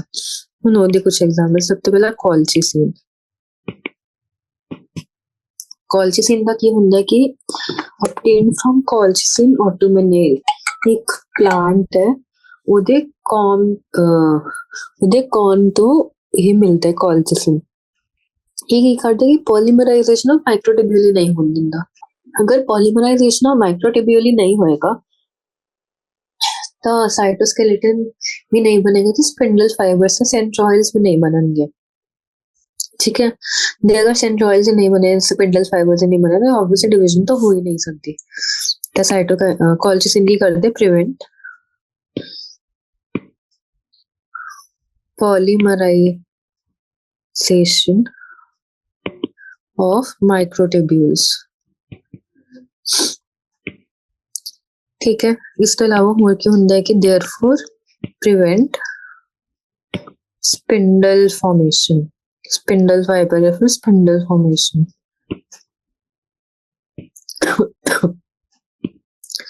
इस तो बाद की आएगा कि होर की करते हैं इसके अंदर can't prevent chromosome duplication. Chromosome duplication के अंदर तो कोई भी माइक्रोट्यूब्यूल का रोल नहीं है, तो फिर कांट प्रिवेंट क्रोमोसोम डुप्लीकेशन। ठीक है, एंड सेंट्रोमियर स्प्लिटिंग भी प्रिवेंट नहीं कर सकता कि सेंट्रोमियर स्प्लिटिंग भी हो जाएगी। ठीक है, एंड अरेस्ट प्रोसेस या फिर इवेंट्स देयरफॉर इंड्यूस पॉलीप्लॉइडी। ਕੀ ਕਰਦਾ ਕਿ ਇਹਨਾਂ ਨੂੰ ਜਿਹੜੇ ਵੀ ਇਵੈਂਟ ਹੈ ਨਾ ਕ੍ਰੋਮੋਸੋਮ ਡੁਪਲੀਕੇਸ਼ਨ, ਡੀਐਨਏ ਰੈਪਲੀਕੇਸ਼ਨ ਜਾਂ ਸੈਂਟਰੋਮੀਅਰ ਸਪਲਿਟਿੰਗ, ਇਹਨਾਂ ਨੂੰ ਵੀ ਪ੍ਰੀਵੈਂਟ ਨਹੀਂ ਕਰ ਸਕਦਾ ਕਿਉਂਕਿ ਇਹਦੇ ਅੰਦਰ ਟਿਊਬੂਲਿਨ ਦਾ ਰੋਲ ਨਹੀਂ ਹੈ। ਤੇ ਇਸ ਕਰਕੇ ਜਿਹੜਾ ਕੋਲਚਿਸਿਨ ਹੈ it can induce diploidy. Colchicine is used in various genetic labs ਕਿ ਜਦੋਂ ਕੋਈ ਵੀ ਪੋਲੀਪਲੋਇਡੀ ਇੰਡਿਊਸ ਕਰਕੇ ਕੋਈ ਵੀ ਲੈਬ ਰਿਸਰਚ ਹੁੰਦੀ ਆ the colchicine is commonly used there. ਹੁਣ ਜਿਹੜਾ ਇਹ ਐਨਡੀਏ ਦੇ ਅੰਦਰ ਇੱਕ ਕੁਐਸਚਨ ਆਇਆ ਹੋਇਆ ਐਨਡੀਏ ਦੇ ਮੌਕ ਟੈਸਟ ਦੇ ਅੰਦਰ ਕਿ ਇਨ ਦਿਸ ਸੈਲ ਜਿਹੜਾ ਹੁੰਦਾ cell reach metaphase but cannot complete it. Cell reach metaphase but can't complete. ਹੁਣ ਇਸ ਤੋਂ ਬਾਅਦ ਆ ਜਾਏਗਾ ਦੂਜਾ, ਇਹ ਤਾਂ ਨੰਬਰ 1 colchicine ਹੋ ਗਿਆ। ਨੰਬਰ 2 ਆਏਗਾ ਮਸਟਰਡ ਗੈਸ। ਜਿਹੜਾ ਮਸਟਰਡ ਗੈਸ ਹੈ ਉਹ ਕੀ ਕਰਦਾ, causes agglutination of chromosomes, agglutination of chromosomes। तो उसके बाद एक तीजा आंदा है टेक्सोल। टेक्सोल क्या करता है, prevent shortening of spindle fibres, prevent shortening of spindle fibres. ਇਹਦੇ ਅੰਦਰ ਹੋ ਕੀ ਹੁੰਦਾ ਕਿ ਨਾਰਮਲ प्रोफेज एंड मेटाफेज ਤਾਂ ਹੁੰਦਾ बट ਉਸ ਤੋਂ ਬਾਅਦ ਬਾਕੀ ਇਵੈਂਟਸ ਨਹੀਂ ਹੋ ਸਕਦੇ।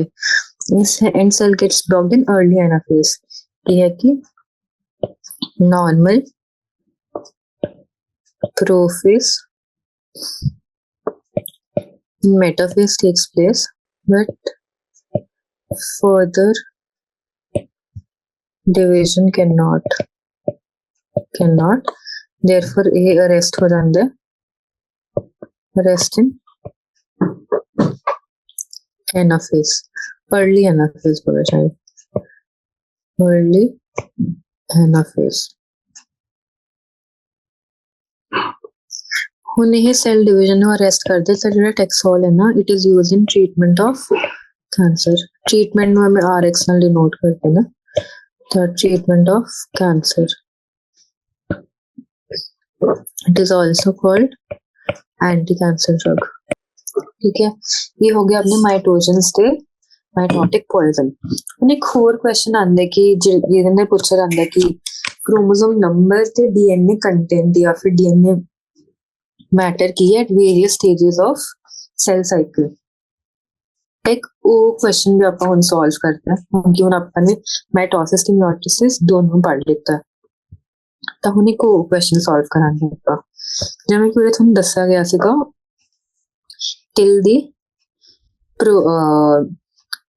till the interphase of mitosis ਤੇ after M phase ਕੀ ਹੋਏਗਾ, ਬਟ ਉਹਨਾਂ ਦੇ ਹਰ ਇੱਕ ਸਟੇਜ ਤੇ ਨਹੀਂ ਦੱਸਿਆ ਗਿਆ ਸੀਗਾ। ਠੀਕ ਹੈ, ਹੁਣ ਇਹਨੂੰ ਹੁਣ ਇਨ ਡਿਟੇਲਸ ਕਰਦੇ ਹਾਂ। एंड पे मुझे अपने को करते हैं हम लेबल कर देंगे कि क्रोमोसोम स्टेज केड़ी है, उस तो बाद सॉरी क्रोमोसोम नंबर की है, फिर क्रोमैटिड किन्ने ने, उस तो बाद आ जाएगा डीएनए कंटेंट किन्ना। ठीक है, सब तो पहला होना आएगा माइटोसिस। माइटोसिस दा G1 S ਤੇ G2 ਦਾ ਆਪਾਂ ਨੇ ਕਵਰ ਕਰ ਲਿੱਤਾ। ਹੁਣ ਆਏਗਾ ਮਾਈਟੋਸਿਸ ਦੇ ਪ੍ਰੋਫੇਸ, ਮੈਟਾਫੇਸ, ਐਨਾਫੇਸ ਤੇ ਟੀਲੋਫੇਸ। ਹੁਣ ਮਾਈਟੋਸਿਸ ਦਾ ਪ੍ਰੋਫੇਸ ਉਹਦੇ ਨਾਲ क्रोमोसोम ਤਾਂ ਕਿਉਂਕਿ ਸਾਰੇ ਕੰਡੈਂਸ ਹੋ ਗਏ ਆ ਤਾਂ क्रोमोसोम्स होंगे 46। ठीक है, क्रोमैटिड्स भी क्योंकि हर एक दिन सिस्टर क्रोमैटिड्स है ਤਾਂ क्रोमैटिड्स उसकी डबल होंगी, 46 into 2 ਹੋਏਗਾ 92। ठीक है, तो डीएनए ਨੂੰ 2C ਨਾਲ ਡਿਨੋਟ ਕਰ ਦਿੰਦੇ ਆ। ਹੁਣ ਮੈਟਾਫੇਜ਼ ਆ ਗਿਆ। ਮੈਟਾਫੇਜ਼ ਦੇ ਅੰਦਰ ਵੀ क्रोमोसोम्स ਕਿੰਨੇ ਹੋਣਗੇ 46, क्रोमैटिड्स ਕਿੰਨੇ ਹੋਣਗੇ 92 ਤੇ डीएनए ਕੰਟੈਂਟ 2C। ਹੁਣ ਆਏਗਾ एनाफेज। ਹੁਣ एनाफेज ਦੇ ਅੰਦਰ ਕੀ ਹੋ ਗਿਆ ਹੈ ਕਿ ਜਿਹੜਾ ਆਪਣਾ ਮਟੀਰੀਅਲ ਹੈ ਉਹ डिवाइड हो गया, मतलब नंबर ऑफ सेंट्रोमेयर्स इंक्रीज हो गए हैं।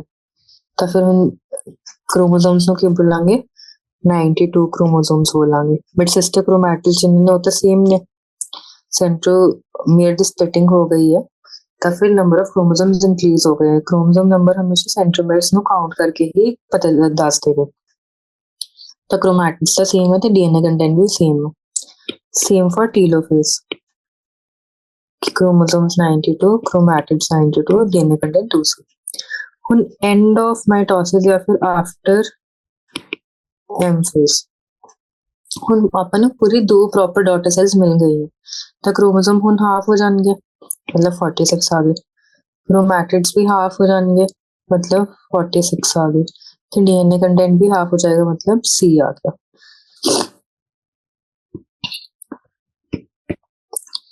ठीक है,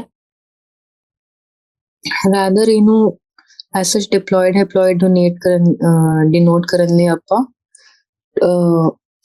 ਐਂ ਵੀ ਬੋਲ ਸਕਦੇ ਹਾਂ ਕਿ दिस इज कंटेंट ਜਦੋਂ आफ्टर एस फेज तो बाद है 2C। अगर बिफोर एस फेज कंटेंट ਨੂੰ एस 2C बोलांगे तो एस फेज तो बाद कंटेंट 4C हो जाएगा। तो ये सब चीज ध्यान रख लेना कि 2C ਤੇ 4C ਦੇ ਵਿੱਚ ਤੁਸੀਂ कंफ्यूज ना हो। ये क्वेश्चन ਦੇ ਅੰਦਰ ਕੀ ਦਿੱਤੇ कि let suppose DNA material before S phase is 4C या फिर 2C। फिर उसके बाद आ गया ये भी हो जाएगा। ये तो हो गया अपना माइटोसिस का। ਹੁਣ ਆਏਗਾ meiosis stage, chromosome, chromatid, DNA material.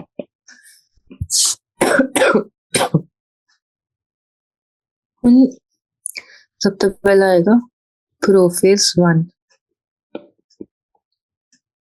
ਇਹਦੇ ਨਾਲ क्रोमोसोम्स कितने होंगे 46। ठीक है, क्रोमैटिड कितने होंगे ਉਹਦੇ डबल 92, डीएनए कंटेंट 2C। ਹੁਣ मेटाफेज 1 46 92 2C। एनाफेज, ਹੁਣ एनाफेज 1 ध्यान देना 46 ਤੇ क्रोमैटिड्स कितने रहने, क्रोमैटिड्स भी मतलब सॉरी क्रोमोसोम्स नहीं इंक्रीज होए क्योंकि उरे सेंट्रोमेयर ਦੀ ਸਪਲਿਟਿੰਗ ਨਹੀਂ ਹੈ, ਉਹ 46 ਹੀ ਰਹੇ। ਤੇ ਜਿਹੜਾ क्रोमैटिड्स है वो तो ऑब्वियसली 92 है ਤੇ डीएनए कंटेंट 2C है। ਹੁਣ आ गया टीलोफेज।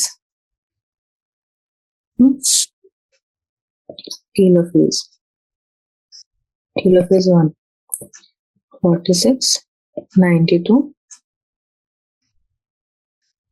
ते आएगा डीएनए कंटेंट 2C। आएगा interkinesis. Interkinesis chromosome number half हो गया क्योंकि सेल डिवाइड कर गया, तो क्रोमोसोम नंबर 23 हो जाएगा। क्रोमैटिड भी हाफ हो जाएंगे, मतलब 46। ठीक है, तो डीएनए कंटेंट भी हाफ हो गया। आएगा इंटरकाइनेसिस। डीएनए कंटेंट ਨੂੰ as such मतलब डिनोट करना थोड़ा मुश्किल है कि किवें कमांगे 2C या फिर मतलब 4C। तो ਉਹਦੇ ਵਿੱਚ कंफ्यूज नहीं होना कि ਜਿਹੜਾ ਵੀ डीएनए कंटेंट रहेगा वो हाफ हो जाएगा। फिर आएगा प्रोफेज 1। ਹੁਣ ਇਹਦੇ ਅੰਦਰ क्रोमोसोम्स 23 ਰਹਿਣਗੇ, क्रोमैटिड्स 46 होंगे। ਹੁਣ ਆਏਗਾ मेटाफेज 2 मेटाफेज 2। ਇਹਦੇ ਅੰਦਰ क्रोमोसोम्स 23 ਤੇ क्रोमैटिड्स 46। ਹੁਣ ਹੋਏਗਾ एनाफेज। ਹੁਣ एनाफेज के अंदर ਕੀ रहेगा, क्रोमोसोम नंबर तो सेम ही रहेगा, ਜਿਹੜਾ सिस्टर क्रोमैटिड नंबर है वो भी सेम ही रहेगा। ਹੁਣ ਉਰੇ ਆਪਾਂ ਨੇ ਕੈਚ ਕੀ ਕਰਨਾ ਹੈ, ਠੀਕ ਹੈ। ਉਰੇ ਹੁਣ ਗਲਤੀ ਕੀ ਹੁੰਦੀ ਹੈ ਸਭ ਤੋਂ ਜ਼ਿਆਦਾ, ਇਹ ਹੈ ਕਿ ਜਿਹੜਾ ਇੱਕ ਸੈੱਲ ਦੇ ਅੰਦਰ ਹੋ ਗਿਆ ਹਾਫ, ਠੀਕ ਹੈ, ਬਟ ਅਗਰ ਓਵਰਆਲ ਟੋਟਲ ਦੇਖਿਆ ਜਾਵੇ ਉਹ ਤਾਂ ਆਪਾਂ 46 ਬੋਲਾਂਗੇ, ਮਤਲਬ ਇੱਕ ਸੈੱਲ ਦੇ ਰਿਸਪੈਕਟ ਦੇ ਅੰਦਰ ਹੈ ਕਿ ਇੱਕ ਸੈੱਲ ਦੇ ਅੰਦਰ 23 क्रोमोसोम्स चले गए हैं, पहला 46 है, ठीक है। 46 की हमें डिसजंक्शनिंग हो गई है, तो हाफ एक सेल ਦੇ ਅੰਦਰ ਗਏ ਤਾਂ ਹਾਫ ਦੂਜੇ ਸੈੱਲ ਦੇ ਅੰਦਰ ਗਏ, ਠੀਕ ਹੈ।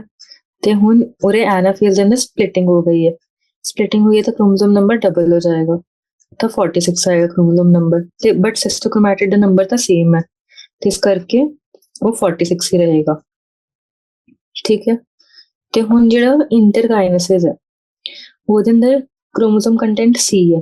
ਠੀਕ ਹੈ, ਪ੍ਰੋਫੇਜ਼ ਦੇ ਅੰਦਰ ਉਹ ਵੀ C ਹੀ ਰਹੇਗਾ ਕਿਉਂਕਿ ਉਹਦੀ ਡਬਲਿੰਗ ਤਾਂ ਹੋਈ ਨਹੀਂ ਹੈ, ਤਾਂ ਮੈਟਾਫੇਜ਼ ਦੇ ਅੰਦਰ ਵੀ C ਰਹੇਗਾ ਤੇ ਐਨਾਫੇਜ਼ ਦੇ ਅੰਦਰ ਵੀ, ਆਬਵੀਅਸਲੀ ਕਿਉਂਕਿ ਹਜੇ ਤੱਕ ਡੁਪਲੀਕੇਸ਼ਨ ਨਹੀਂ ਹੋਈ ਹੈ।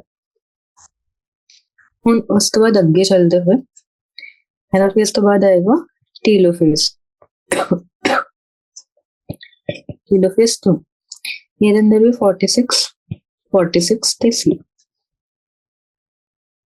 ਹੁਣ ਕੀ ਹੋ ਗਿਆ ਹੈ ਕਿ ਟੀਲੋਫੇਜ਼ ਹੈ, ਟੀਲੋਫੇਜ਼ ਤੋਂ ਬਾਅਦ ਆਪਣਾ ਮਾइटोसिस या फिर आफ्टर माइटोसिस नहीं, meiosis, after meiosis 2 chromosome number half हो जाएगा क्योंकि साइटोकाइनेसिस हो गया 23। ਹੁਣ क्रोमैटिड ਦਾ ਨੰਬਰ भी हाफ हो जाएगा 23 ਤੇ ਹੁਣ डीएनए कंटेंट भी हाफ हो जाएगा 1/2 से। बस उरे थोड़ा कंफ्यूजन ਲਈ ਕੀ ਧਿਆਨ ਰੱਖੀਏ, ਜਿਹੜਾ C ਹੈ, C is the amount of DNA in a normal diploid cell। तो 46 है number of chromosome in diploid. ठीक है, हम अपना एंड ते अपन ने किस चीज पे फोकस करना है। देखो, आफ्टर माइटोसिस की स्टेट है ते आफ्टर मियोसिस 2 की स्टेट है। आफ्टर माइटोसिस ਜਿਹੜਾ क्रोमोसोम नंबर है वो भी सेम रहेगा, 46 है नॉर्मल डिप्लॉयड के अंदर, क्रोमोसोम नंबर 46 है। क्रोमैटिड 46 ने, मतलब क्रोमैटिड तो ऐसे जब इंटरफेस के अंदर बोलते नहीं है क्योंकि डीएनए डीकंडेंस हो जाता है, but it is a respect दिखाने ले कि डिप्लॉयड ही मेंटेन है तो डीएनए कंटेंट C है, नॉर्मल डिप्लॉयड के अंदर भी डीएनए कंटेंट C है। ਹੁਣ ਆਏਗਾ ਮਿਓਸਿਸ 2 ਦੇ ਬਾਅਦ ਕੀ ਹੁੰਦਾ ਤੇ ਇੰਟਰਕਾਈਨੇਸਿਸ ਵੀ ਧਿਆਨ ਦੇਵਾਂਗੇ। ਸਭ ਤੋਂ ਪਹਿਲਾਂ ਇੰਟਰਕਾਈਨੇਸਿਸ ਦੇਖਦੇ ਹਾਂ। ਇੰਟਰਕਾਈਨੇਸਿਸ ਦੇ ਅੰਦਰ ਕੀ ਹੋਇਆ, क्रोमोसोम नंबर हाफ हो गया क्योंकि हाफ क्रोमोसोम्स एक डॉटर सेल च गए थे, हाफ दूजे डॉटर सेल च गए, बट क्रोमैटिड नंबर सेम रहा। क्यों ये क्यों होया, क्योंकि ਜਿਹੜਾ क्रोमैटिड है ਉਹ ਜਿਹੜਾ ਵੀ क्रोमोसोम है ਉਹਦੇ सेंटर ਤੋਂ स्प्लिटिंग ਤਾਂ नहीं हुई, सेंट्रोमेयर स्प्लिटिंग ਤਾਂ ਹਾਫ ਹੋ ਗਿਆ मतलब, बट एक क्रोमोसोम ਦੇ ਅੰਦਰ ਜਿਹੜੇ क्रोमैटिड्स है वो सेम रहे क्योंकि क्रोमोसोम्स डिवाइड हो गए सेल्स के अंदर तो क्रोमैटिड नंबर हाफ हो गया। बट अगर एक क्रोमोसोम के अंदर देखा जाए तो ਉਹਦੇ ਅੰਦਰ ਹਜੇ ਵੀ क्रोमैटिड्स का नंबर 2 है ਤਾਂ ਕਰਕੇ 46 नॉर्मल डिप्लॉयड सेल ਦੇ ਵਾਂਗੂ। तो ਉਸ ਤੋਂ ਬਾਅਦ डीएनए कंटेंट भी नॉर्मल डिप्लॉयड सेल ਦਾ ਹਜੇ C ਹੈ, ਤਾਂ मतलब ਹਜੇ ਵੀ ਆਪਣੇ ਕੋਲ डीएनए कंटेंट ਡਬਲ ਹੈ, ਹਜੇ ਆਪਾਂ ਉਹਨੂੰ ਹਾਫ ਕਰਨਾ ਤਾਂ ਕਰਕੇ ਉਸ ਤੋਂ ਬਾਅਦ मियोसिस 2 ਹੋਏਗਾ। ਹੁਣ at the end of meiosis 2 देखो, क्रोमोसोम नंबर भी हाफ हो गया नॉर्मल तो, क्रोमैटिड्स भी हाफ हो गए तो डीएनए कंटेंट भी हाफ हो गया नॉर्मल तो। ਤੇ ਇਸ ਕਰਕੇ ਇਹ ਜਿਹੜੇ ਦੋ ਟੇਬਲਸ ਹੈ ਇਹਨੂੰ ਅੱਛੀ ਤਰ੍ਹਾਂ ਧਿਆਨ ਨਾਲ ਸਮਝ ਕੇ ਕਰਨਾ। ਇਹ ਚ ਮੈਂ ਕੋਈ ਰੱਟੇ ਲਗਾਉਣ ਵਾਲੀ ਚੀਜ਼ ਨਹੀਂ ਹੈ, ਬਸ ਹਮੇਸ਼ਾ ਇੱਕ ਰੈਫਰੈਂਸ ਪੁਆਇੰਟ ਧਿਆਨ ਰੱਖਣਾ ਕਿ ਕੁਐਸਚਨ ਦੇ ਅੰਦਰ ਰੈਫਰੈਂਸ ਕੀ ਦਿੱਤਾ ਗਿਆ ਕਿ ਨਾਰਮਲ ਦੇ ਅੰਦਰ C ਹੈ ਤੇ ਨੰਬਰ ਆਫ ਕ੍ਰੋਮੋਸੋਮਸ ਕਿੰਨੇ ਹੈ। ਬਸ ਇਸੇ ਬੇਸਿਸ ਤੇ ਇਹਨੂੰ ਬਹੁਤ ਅਲੱਗ-ਅਲੱਗ ਤਰੀਕੇ ਦੇ ਕੁਐਸਚਨਸ ਬਣ ਜਾਂਦੇ ਨੇ ਕਨਫਿਊਜ਼ ਕਰਨ ਲਈ। ਹੁਣ ਅੱਗੇ ਆਪਾਂ ਸਮਰੀ ਦੇਖਦੇ ਹਾਂ ਚੈਪਟਰ ਦੀ ਕਿ ਉਹਦੇ ਅੰਦਰ ਕੁਝ ਇੰਪੋਰਟੈਂਟ ਪੁਆਇੰਟਸ ਹੈ ਤੇ ਉਸ ਤੋਂ ਬਾਅਦ ਐਕਸਰਸਾਈਜ਼ ਡਿਸਕਸ ਕਰਾਂਗੇ। According to cell theory, cells arise from pre-existing cells. The process by which this occurs is called cell division. ਹੁਣ cell division ਬੋਲਾਂਗੇ। ਹੁਣ ਕੋਈ ਵੀ sexually reproducing organism ਹੈ ਉਹਦਾ ਲਾਈਫ ਸਾਈਕਲ ਸਟਾਰਟ ਹੁੰਦਾ ਹਮੇਸ਼ਾ ਇੱਕ ਸਿੰਗਲ ਸੈਲ ਡਾਇਗੋਟ ਤੋਂ। ਫॉर एग्जांपल ਹਿਊਮਨਸ ਦਾ ਵੀ ਫਰਟੀਲਾਈਜੇਸ਼ਨ ਕਰਕੇ ਇੱਕ ਸਿੰਗਲ ਸੈਲ ਜ਼ਾਈਗੋਟ ਬਣਦਾ। ਹੁਣ ਜਿਹੜਾ ਸੈਲ ਡਿਵੀਜ਼ਨ ਹੈ it does not stops with formation of mature organisms but continues throughout its life cycle। अगर ਹੁਣ ਪੁੱਛਿਆ ਜਾਵੇ ਆਪਣੇ ਅੰਦਰ growth ਹੋ ਰਹੀ ਹੈ, yes obviously ਹਜੇ ਵੀ ਪ੍ਰੈਜ਼ੈਂਟਲੀ ਆਪਣੇ ਅੰਦਰ growth ਹੋ ਰਹੀ ਹੈ ਕਿਉਂਕਿ ਸੈਲ ਡਿਵੀਜ਼ਨ takes place ਹੋ ਰਹੀ ਹੈ। ਹੁਣ ਆਂਦਾ ਕਿ ਜਿਹੜਾ stages at which cell passes from one division to the next is called the cell cycle। ਠੀਕ ਹੈ, ਇਹ ਲਾਈਨ ਨਵੀਂ ਮਿਲ ਗਈ ਆਪਾਂ ਨੇ ਸਮਰੀ ਦੇ ਅੰਦਰ, ਇਸ ਕਰਕੇ ਸਮਰੀ ਹਮੇਸ਼ਾ ਪੜ੍ਹਨੀ ਚਾਹੀਦੀ ਹੈ। ਹੁਣ ਕਰਕੇ ਜਿਹੜਾ ਸੈਲ ਸਾਈਕਲ ਹੈ ਦੋ ਫੇਸਿਸ ਡਿਵਾਈਡ ਹੁੰਦਾ। ਇੰਟਰਫੇਸ ਜਿਹੜਾ period of preparation of cell division ਹੈ, interphase period of preparation of cell division, ਤੇ ਮਾਈਟੋਸਿਸ ਜਾਂ ਫਿਰ M phase the actual period of division. ਹੁਣ ਇੰਟਰਫੇਸ ਨੂੰ ਅੱਗੇ 3 ਚ ਡਿਵਾਈਡ ਕੀਤਾ, G1S G2। G1S ਜਿਹੜਾ G1 ਪੀਰੀਅਡ ਹੈ, ਫੇਜ਼ ਹੈ, ਉਹਦੇ ਅੰਦਰ ਸੈਲ ਗਰੋ ਹੁੰਦਾ ਹੈ, carries out normal metabolism, most of the organelle replication ਹੋ ਜਾਂਦੀ ਹੈ ਡਿਊਰਿੰਗ ਦਿਸ ਫੇਜ਼। ਇਸ ਫੇਜ਼ ਅੰਦਰ ਫੇਜ਼ ਆਫ ਡੀਐਨਏ ਰਿਪਲੀਕੇਸ਼ਨ ਹੁੰਦਾ ਹੈ ਤੇ ਕ੍ਰੋਮੋਸੋਮ ਡੁਪਲੀਕੇਸ਼ਨ ਹੋਏਗਾ। ਹੁਣ G2 ਦੇ ਅੰਦਰ ਕੀ ਹੁੰਦਾ, ਸਾਈਟੋਪਲਾਜ਼ਮਿਕ ਗਰੋਥ ਹੋ ਜਾਂਦੀ ਹੈ। ਹੁਣ ਮਾਈਟੋਸਿਸ ਹੈ, ਉਹ ਅੱਗੇ 4 ਸਟੇਜਸ ਡਿਵਾਈਡ ਕੀਤਾ ਗਿਆ, ਪ੍ਰੋਫੇਜ਼, ਮੈਟਾਫੇਜ਼, ਐਨਾਫੇਜ਼ ਤੇ ਟੀਲੋਫੇਜ਼। क्रोमोसोम कंडेंसेशन होएगी प्रोफेज, साइमल्टेनियस सेंट्रोइड्स मूव करेंगे ऑपोजिट पोल पे, दोनों काम करे हो रहे प्रोफेज के अंदर। Chromosome condensation, centroids move to opposite pole. वो न्यूक्लियर एनवेलप है, वो डिसइंटीग्रेट हो जाएगा, न्यूक्लियोलस डिसअपीयर हो जाएगा, स्पिंडल फाइबर फॉर्मेशन स्टार्ट हो जाएगी। मेटाफेज क्या में होता है, it is marked by the alignment of chromosomes at the equatorial plate. ਹੁਣ एनाफेज ਦੇ ਅੰਦਰ ਕੀ ਹੁੰਦਾ ਹੈ ਕਿ ਸੈਂਟਰੋਮੀਰ ਡਿਵਾਈਡ ਹੋ ਜਾਏਗਾ, एनाफेज ਦੇ ਅੰਦਰ ਸੈਂਟਰੋਮੀਰ ਡਿਵਾਈਡ ਹੋ ਜਾਏਗਾ ਤੇ क्रोमैटिड्स ऑपोजिट एंड से तरफ मूव करना शुरू हो जाएंगे। once the chromatids reach to the opposite pole, the chromosomal elongation starts, nucleolus and nuclear membrane reappear। ਇਹ ਕਿਹੜਾ ਫੇਜ਼ ਹੈ, टीलोफेज। ਹੁਣ ਜਿਹੜਾ ਨਿਊਕਲੀਅਰ ਡਿਵੀਜ਼ਨ ਹੈ is then followed by cytoplasmic division and is called cytokinesis। Mitosis is the equational division in which chromosome number and the parent is conserved in the daughter cell। ਹੁਣ ਇਹ ਇੱਕ paragraph ਦੇ ਅੰਦਰ ਪੂਰਾ ਮਾਈਟੋਸਿਸ summarise ਕੀਤਾ ਗਿਆ। ਉਹਦੇ ਇੰਟਰਫੇਜ਼ ਦੇ ਅੰਦਰ 3 ਫੇਜ਼ ਰਹਿਣਗੇ। ਫਿਰ ਆਪਾਂ ਨੇ ਉਹਦੇ ਕੁਝ ਚੈੱਕ ਪੁਆਇੰਟਸ ਪੜ੍ਹੇ ਸੀ, G1S ਚੈੱਕ ਪੁਆਇੰਟ, ਫਿਰ ਉਸ ਤੋਂ ਬਾਅਦ ਇੰਟਰਾ S ਚੈੱਕ ਪੁਆਇੰਟ ਤੇ G2M ਚੈੱਕ ਪੁਆਇੰਟ।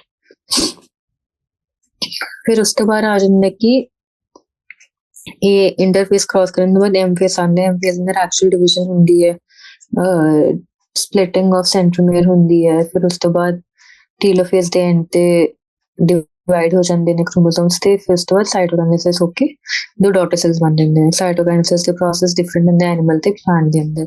ਐਨੀਮਲ ਦੇ ਅੰਦਰ ਫਰੋ ਬਣਦਾ ਇੱਕ, ਤੇ ਉਸ ਤੋਂ ਬਾਅਦ ਜਿਹੜਾ ਪਲਾਂਟਸ ਹੈ ਉਹਦੇ ਅੰਦਰ ਇੱਕ ਸੈਂਟਰ ਪਲੇਟ ਬਣਦੀ ਹੈ, ਉਹਦੇ ਥਰੂ ਡਿਵੀਜ਼ਨ ਹੁੰਦੀ ਹੈ। ਫਿਰ ਉਸ ਤੋਂ ਬਾਅਦ ਆਉਂਦੇ in contrast to mitosis, meiosis occur in diploid cells. ਜਿਹੜਾ ਮਾਈਟੋਸਿਸ ਹੈ ਉਹ ਮੋਸਟਲੀ ਹਮੇਸ਼ਾ ਡਿਪਲੋਇਡ ਦੇ ਅੰਦਰ ਨਹੀਂ ਹੁੰਦਾ, ਬਟ ਕੁਝ ਹੈਪਲੋਇਡ ਸੈਲਸ ਦੇ ਅੰਦਰ ਵੀ ਹੁੰਦਾ। ਜਿਹੜਾ ਮਿਓਸਿਸ ਉਹ ਹਮੇਸ਼ਾ ਡਿਪਲੋਇਡ ਸੈਲਸ ਦੇ ਅੰਦਰ ਹੋਏਗਾ, which are destined to form gametes। It is called reduction division। Reduction division होगी क्योंकि ਇਹਦਾ क्रोमोसोम नंबर हाफ ਨਾਲ ਰਿਡਿਊਸ ਹੋ ਜਾਂਦਾ ਹੈ। in sexual reproduction when the gametes fuse ਹੋ ਜਾਣਗੇ ਤੇ क्रोमोसोम ਨੰਬਰ ਵੀ ਰੀਸਟੋਰ ਹੋ ਜਾਂਦਾ ਹੈ to the value in the parent। Sexual reproduction ਹੋਏਗਾ, ਜੋ ਗੈਮੀਟਸ ਹੈ ਉਹ ਫਿਊਜ਼ ਹੋਣਗੇ, ਜਿਹੜੇ ਗੈਮੀਟਸ ਹੈ ਉਹ ਹੈਪਲੋਇਡ ਹੁੰਦੇ, ਕਿਵੇਂ ਬਣਦੇ ਨੇ, ਮਿਓਸਿਸ ਨਾਲ ਬਣਦੇ ਨੇ, ਠੀਕ ਹੈ। ਫਿਰ ਜਦੋਂ ਫਰਟੀਲਾਈਜ਼ ਕਰਕੇ ਜ਼ਾਈਗੋਟ ਬਣਾਉਣਗੇ ਤਾਂ ਕ੍ਰੋਮੋਸੋਮ ਨੰਬਰ ਪੇਰੈਂਟਸ ਦੇ ਅੰਦਰ ਰੀਸਟੋਰ ਹੋ ਜਾਂਦਾ ਹੈ। ਹੁਣ ਜਿਹੜਾ ਮਿਓਸਿਸ ਹੈ ਉਹ 2 ਫੇਜ਼ ਦੇ ਅੰਦਰ ਡਿਵਾਈਡਡ ਹੈ, ਮਿਓਸਿਸ 1 ਤੇ ਮਿਓਸਿਸ 2। ਇਨ ਦੀ first division of ਮਿਓਸਿਸ homologous chromosomes pair ਕਰਦੇ ਨੇ ਬਾਇਵਲੈਂਟ ਬਣਾਉਣ ਲਈ, ਠੀਕ ਹੈ। ਫਿਰ ਉਸ ਤੋਂ ਬਾਅਦ ਉਹਨਾਂ ਦੇ ਅੰਦਰ ਕ੍ਰਾਸਿੰਗ ਓਵਰ ਹੁੰਦੀ ਹੈ। ਮਿਓਸਿਸ 1 ਹੈਜ਼ ਅ ਲੌਂਗ ਪ੍ਰੋਫੇਜ਼ ਜਿਹੜਾ ਅੱਗੇ 5 ਫੇਜ਼ ਅੰਦਰ ਡਿਵਾਈਡਡ ਹੈ, ਲੈਪਟੋਟੀਨ, ਜ਼ਾਈਗੋਟੀਨ, ਪੈਕਟੀਨ, ਡਿਪਲੋਟੀਨ ਐਂਡ ਡਾਇਕਾਈਨੇਸਿਸ। ਇਹਦੇ ਨਾਲ ਦੱਸਿਆ ਗਿਆ ਸੀ ਡਿਕਟੋਟੀਨ ਕਰਕੇ ਫੇਜ਼ ਹੁੰਦੇ ਜਿਹਨੂੰ ਪ੍ਰੋਲੋਂਗਡ ਡਿਪਲੋਟੀਨ ਹੁੰਦਾ, ਤੇ ਡਿਪਲੋਟੀਨ ਦੇ ਅੰਦਰ ਕਾਫੀ ਸਾਰੇ ਵਰਟੀਬ੍ਰੇਟਸ ਦੇ ਅੰਦਰ ਅਰੈਸਟ ਹੋ ਜਾਂਦੀ ਹੈ ਡਿਵੀਜ਼ਨ, ਜਿਵੇਂ ਕਿ ਫॉर ਐਗਜ਼ਾਮਪਲ ਹਿਊਮਨਸ। ਉਸ ਤੋਂ ਬਾਅਦ ਹਿਊਮਨਸ ਦੇ ਅੰਦਰ ਕੀ ਹੁੰਦਾ ਕਿ ਪਿਊਬਰਟੀ ਜਦੋਂ ਹਿੱਟ ਕਰਦੀ ਹੈ ਫੀਮੇਲ ਦੇ ਅੰਦਰ, ਡਿਪਲੋਟੀਨ ਤੋਂ ਹੀ ਸੈਲ ਡਿਵੀਜ਼ਨ ਮਿਓਸਿਸ ਅੱਗੇ ਕੰਟੀਨਿਊ ਹੁੰਦਾ ਹੈ ਤੇ ਜ਼ਾਈਗੋਟ ਨਹੀਂ, oocyte ਦੇ ਅੰਦਰ ਹੈਪਲੋਇਡੀ ਹੁੰਦੀ ਹੈ ਤੇ ਜ਼ਾਈਗੋਟ ਫਾਰਮੇਸ਼ਨ ਨਾਲ ਜਾਂ ਫਿਰ ਫਰਟੀਲਾਈਜੇਸ਼ਨ ਨਾਲ ਉਹ ਡਿਪਲੋਇਡੀ ਰੀਸਟੋਰ ਹੋ ਜਾਂਦੀ ਹੈ। ਹੁਣ ਕੀ ਹੁੰਦਾ, ਡਿਊਰਿੰਗ ਮੈਟਾਫੇਜ਼ 1 ਜਿਹੜੇ ਬਾਇਓਲੈਂਸ ਹੁੰਦੇ ਉਹ ਇਕੁਆਟੋਰੀਅਲ ਪਲੇਟ ਤੇ ਅਲਾਈਨ ਹੋ ਜਾਂਦੇ ਨੇ ਤੇ ਇਟ ਇਜ਼ ਫੋਲੋਡ ਬਾਈ ਐਨਾਫੇਜ਼। ਐਨਾਫੇਜ਼ ਅੰਦਰ ਹੋਮੋਲੋਗਸ ਕ੍ਰੋਮੋਸੋਮਸ ਜਿਹੜੇ ਹੁੰਦੇ ਨੇ ਉਹ ਆਪੋਜ਼ਿਟ ਪੋਲਸ ਤੇ ਜਾਂਦੇ ਨੇ। ਹੁਣ ਫੇਰ ਤਾਂ ਧਿਆਨ ਦੇਣ ਵਾਲੀ ਗੱਲ ਹੈ ਕਿ ਹੋਮੋਲੋਗਸ ਕ੍ਰੋਮੋਸੋਮਸ ਬੋਲਿਆ ਗਿਆ ਉਹਦੇ ਤੇ ਇਕੁਆਟੋਰੀਅਲ ਪਲੇਟ ਤੇ ਵੀ 2 ਇਕੁਆਟੋਰੀਅਲ ਪਲੇਟਸ ਬਣ ਜਾਂਦੇ ਕਿਉਂਕਿ 2 ਲਾਈਨਸ ਦੇ ਅੰਦਰ ਅਰੇਂਜ ਹੁੰਦੇ ਨੇ।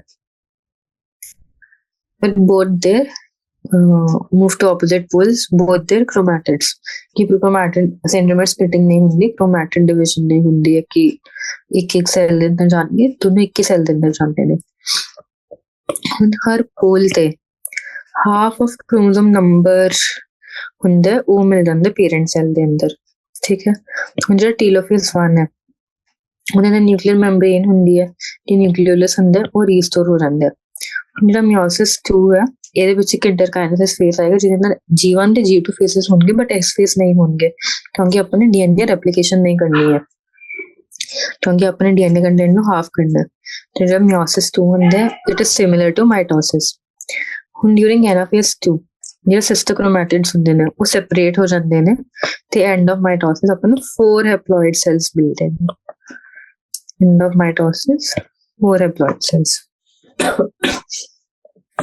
ਇਸ ਨਾਲ ਆਪਣਾ ਚੈਪਟਰ ਹੋ ਜਾਂਦਾ ਬਟ ਹੁਣ ਆਪਾਂ ਐਕਸਰਸਾਈਜ਼ ਡਿਸਕਸ ਕਰਾਂਗੇ ਕਿ ਐਕਸਰਸਾਈਜ਼ ਅੰਦਰ ਕੀ ਹੈ ਹੁਣ ਪੁੱਛਿਆ ਗਿਆ ਕੁਐਸਚਨ ਕਿ what is the average life span of a mammalian cell ਠੀਕ ਹੈ ਇਹ ਆਪਾਂ ਨੂੰ ਅੰਦਰ ਚੈਪਟਰ ਦੀ ਸਟਾਰਟਿੰਗ ਚ ਜਦੋਂ ਆਪਾਂ ਨੇ ਪੜਿਆ ਸੀ ਕਿ ਐਵਰੇਜ ਲਾਈਫ ਸਾਈਕਲ ਕੀ ਹੈ 24 ਆਵਰਸ ਹੁੰਦਾ ਐਵਰੇਜ ਲਾਈਫ ਸਾਈਕਲ ਮੈਮੇਲੀਅਨ ਸੈਲ ਦਾ ठीक है और भी एमसीक्यू बन सकते हैं वो याद कर सकते हो तुसी हम पूछे कि डिस्टिंग्विश बिटवीन साइटोकाइनेसिस ਤੇ ਕੈਰੀਓਕਾइनेसिस साइटोकाइनेसिस ਦੇ ਅੰਦਰ ਕੀ ਹੁੰਦਾ ਡਿਵੀਜ਼ਨ ਆਫ ਸਾਈਟੋਪਲਾਜ਼ਮ ਹੁੰਦਾ ਤੇ ਕੈਰੀਓਕਾइनेसिस ਦੇ ਅੰਦਰ ਕੀ ਹੁੰਦਾ ਡਿਵੀਜ਼ਨ ਆਫ ਡੀਐਨਏ ਮਟੀਰੀਅਲ ਹੁੰਦਾ ਹੁਣ ਇਹ ਆਪਾਂ ਨੂੰ ਕਿੱਥੇ ਦਿੱਤਾ ਗਿਆ ਇਹ ਬਿਲਕੁਲ second page of the chapter ਦਿੱਤਾ ਗਿਆ ਉਹਨੇ ਦੱਸਿਆ ਗਿਆ ਕਿ ਜਿਹੜਾ ਡਿਵੀਜ਼ਨ ਆਫ ਡਾਟਰ ਕ੍ਰੋਮੋਸੋਮ ਹੈ ਉਹਨੂੰ ਆਪਾਂ ਬੋਲਦੇ ਕੈਰੀਓਕਾइनेसिस ਤੇ ਡਿਵੀਜ਼ਨ ਆਫ ਸਾਈਟੋਪਲਾਜ਼ਮ ਨੂੰ ਬੋਲਦੇ ਸਾਈਟੋਕਾइनेसिस ਫਿਰ ਆਏਗਾ ਕਿ ਡਿਸਕ੍ਰਾਈਬ ਦੀ events taking place during interface interface ਦੇ ਅੰਦਰ ਕਿਹੜੇ ਇਵੈਂਟਸ ਹੁੰਦੇ ਨੇ ਇਹਨੂੰ ਆਪਾਂ ਕੀ ਦੱਸਾਂਗੇ ਕਿ ਇੰਟਰਫੇਸ ਦੇ ਅੰਦਰ 3 ਫੇਜ਼ ਹੁੰਦੇ G1 S ਤੇ G2 ਫਿਰ ਉਹਦੀ ਆਪਾਂ ਡਾਇਗਰਾਮ ਬਣਾ ਸਕਦੇ ਜਿਹੜੇ ਆਪਾਂ ਚੈਪਟਰ ਦੇ ਸਟਾਰਟ ਤੇ ਦੇਖੀ ਸੀ ਤੇ ਡਾਇਗਰਾਮ ਦੇ ਬੇਸਿਸ ਤੇ ਹਰ ਇੱਕ ਫੇਜ਼ ਦੇ ਕੀ ਹੁੰਦਾ G1 ਦੇ ਅੰਦਰ ਹੋ ਸਕਦੀ ਕਿ ਪ੍ਰੋਟੀਨ ਤੇ ਆਰਗੇਨਲ ਰੈਪਲੀਕੇਸ਼ਨ ਹੋ ਜਾਂਦੀ ਹੈ ਫਿਰ ਉਸ ਤੋਂ ਬਾਅਦ ਆਰਐਨਏ ਸਿੰਥੇਸਿਸ ਹੁੰਦਾ ਸਾਈਟੋਪਲਾਜ਼ਮ ਗਰੋਥ ਹੁੰਦੀ ਹੈ ਇਸ ਦੇ ਅੰਦਰ ਆਪਾਂ ਨੂੰ DNA ਰੈਪਲੀਕੇਸ਼ਨ ਹਿਸਟੋਨ ਰੈਪਲੀਕੇਸ਼ਨ ਤੇ ਸੈਂਟਰੋਇਡ ਰੈਪਲੀਕੇਸ਼ਨ ਮਿਲਦਾ G2 ਦੇ ਅੰਦਰ ਆਪਾਂ ਨੂੰ ਫਿਰ ਤੋਂ ਸੈਲ ਗਰੋਥ ਮਿਲਦੀ ਹੈ ਟਿਊਬਲਿਨ ਪ੍ਰੋਟੀਨ ਸਿੰਥੇਸਿਸ ਹੁੰਦਾ ਗੋਲਜੀ ਮਾਈਟੋਕੌਂਡਰੀਆ ਰੈਪਲੀਕੇਸ਼ਨ ਹੁੰਦੀ ਹੈ ਤੇ ਸੈਲ ਗਰੋਥ ਕੰਟੀਨਿਊ ਹੁੰਦੀ ਹੈ ਹੁਣ ਪੁੱਛੇ ਕੁਇਸੈਂਟ ਫੇਜ਼ ਕੀ ਹੁੰਦਾ ਸੈਲ ਸਾਈਕਲ ਦਾ ਜਿਹਨੂੰ G0 ਫੇਜ਼ ਬੋਲਦੇ ਆ ਹੁਣ ਜਿਹੜੇ ਕੁਝ ਸੈਲਸ ਆ ਇਹ ਆਪਾਂ ਨੂੰ third phase of the chapter ਤੇ ਮਿਲੇਗਾ ਉਹ ਕੀ ਕਰਦੇ ਨੇ ਐਗਜ਼ਿਟ G1 ਫੇਜ਼ ਠੀਕ ਹੈ ਐਗਜ਼ਿਟ G1 ਫੇਜ਼ ਠੀਕ ਹੈ then and enter an inactive state ਜਿਹਨੂੰ quiescent stage ਬੋਲਦੇ ਆ ਇਹਦੇ ਅੰਦਰ ਕੀ ਹੁੰਦਾ ਕਿ ਜਿਹੜੇ ਸੈਲਸ ਹੁੰਦੇ ਨੇ ਉਹ ਮੈਟਾਬੋਲਿਕਲੀ ਤਾਂ ਐਕਟਿਵ ਹੋਣਗੇ ਬਟ ਉਹ no longer proliferate ਮਤਲਬ no longer multiply ਮੈਟਾਬੋਲਿਕਲੀ ਐਕਟਿਵ ਹੋਣਗੇ ਜਿਹੜੇ ਵੀ ਟਿਸ਼ੂ ਲਈ ਉਹ ਸਪੈਸ਼ਲਾਈਜ਼ ਹੋਇਆ ਉਹ ਸੈਲ ਉਹ ਕੰਮ ਕਰੇਗਾ ਬਟ ਉਹ ਡਿਵਾਈਡ ਨਹੀਂ ਕਰੇਗਾ ਬਟ if ਜ਼ਰੂਰਤ ਪਈ ਕਦੇ ਸੈਲ ਇੰਜਰੀ ਹੋ ਗਈ ਜਾਂ ਫਿਰ ਕੁਝ ਹੋਰ ਸੈਲ ਨੂੰ ਰਿਪਲੇਸ ਕਰਨਾ ਉਹਦੇ ਜਾ ਕੇ ਹੀ ਡਿਵਾਈਡ ਕਰਦੇ ਨੇ ਦੇ divide when they are called upon to do so ਤਾਂ ਉਹ ਹੋ ਗਿਆ quiescent phase of cell cycle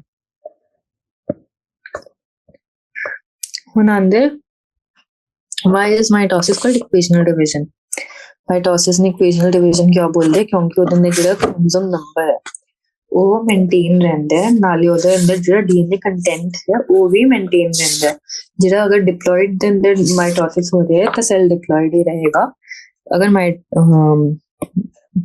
ਹੈਪਲੋਇਡ ਦੇ ਅੰਦਰ ਮਾਈਟੋਸਿਸ ਹੋ ਰਿਹਾ ਤਾਂ ਸੈਲ ਹੈਪਲੋਇਡ ਹੀ ਰਹੇਗਾ ਹੁਣ ਪੁੱਛੇਗਾ name the stage of cycle at which one of the following events occur हम सबसे पहले पूछेंगे chromosomes are moved to spindle equator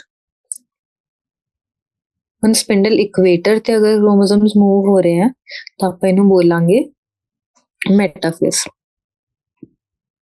ਇਕਵੇਟਰ ਮਤਲਬ ਸਪਿੰਡਲ ਦੇ ਸੈਂਟਰ ਤੇ ਹੁਣ ਐਮਐਸ ਸੈਲ ਹੈ ਉਹਦੇ ਸੈਂਟਰੋਇਲਸ ਹੈ ਉਹਦੇ में स्पिंडल कॉम्प्लेक्स फॉर्मेशन हो रही है ਤੇ ਸਪਿੰਡਲ ਇਕਵੇਟਰ ਹੈ ਜਾਂ ਫਿਰ ਇਹਨੂੰ ਬੋਲਾਂਗੇ ਕਿ ਮੈਟਾਫੇਜ਼ ਪਲੇਟ ਹੈ ਅਗਰ ਉਹਦੇ ਇਹਦੇ ਉੱਤੇ ਮੂਵ ਹੋਣਗੇ ਤੇ ਇਹਨੂੰ ਬੋਲਿਆ ਜਾਏਗਾ ਮੈਟਾਫੇਜ਼। ਹੁਣ ਪੁੱਛਿਆ ਗਿਆ ਹੈ ਕਿ centromere splits and chromatids separate, ये हो जाएगा एनाफेज। ठीक है, एनाफेज ਦੇ ਅੰਦਰ ਹੀ ਆਪਾਂ ਦੇਖੀਏ ਕਿ ਸਪਲਿਟਿੰਗ ਹੋ ਜਾਂਦੀ ਹੈ ਤੇ ਸਪਲਿਟਿੰਗ ਹੋਣ ਤੋਂ ਬਾਅਦ ਜਿਹੜੇ ਸਿਸਟਰ ਕ੍ਰੋਮੈਟਿਡਸ ਉਹ ਸੈਪਰੇਟ ਹੋ ਜਾਂਦੇ ਨੇ, ਤਾਂ एनाफेज। ਫਿਰ ਉਸ ਤੋਂ ਬਾਅਦ ਪੇਅਰਿੰਗ between homologous chromosomes takes place. ਪੇਅਰਿੰਗ ਕਦੋਂ ਹੁੰਦੀ? ਜ਼ਾਈਗੋਟੀਨ ਦੇ ਅੰਦਰ ਹੀ ਪੇਅਰਿੰਗ ਹੁੰਦੀ ਹੋ ਜਾਂਦੀ ਹੈ, ਬਟ ਉਹਨਾਂ ਦੀ ਸੈਪਰੇਸ਼ਨ ਕਦੋਂ, ਮਤਲਬ ਸੈਪਰੇਸ਼ਨ ਨਹੀਂ, ਕ੍ਰੋਸਿੰਗ ਓਵਰ ਕਦੋਂ ਹੁੰਦੀ ਹੈ? ਪੈਕੇਟੀਨ ਦੇ ਅੰਦਰ। ਇਹ ਟਰਮੀਨਾਈਜੇਸ਼ਨ ਹੁੰਦਾ ਡਾਇਕਾਈਨੇਸਿਸ ਦੇ ਅੰਦਰ।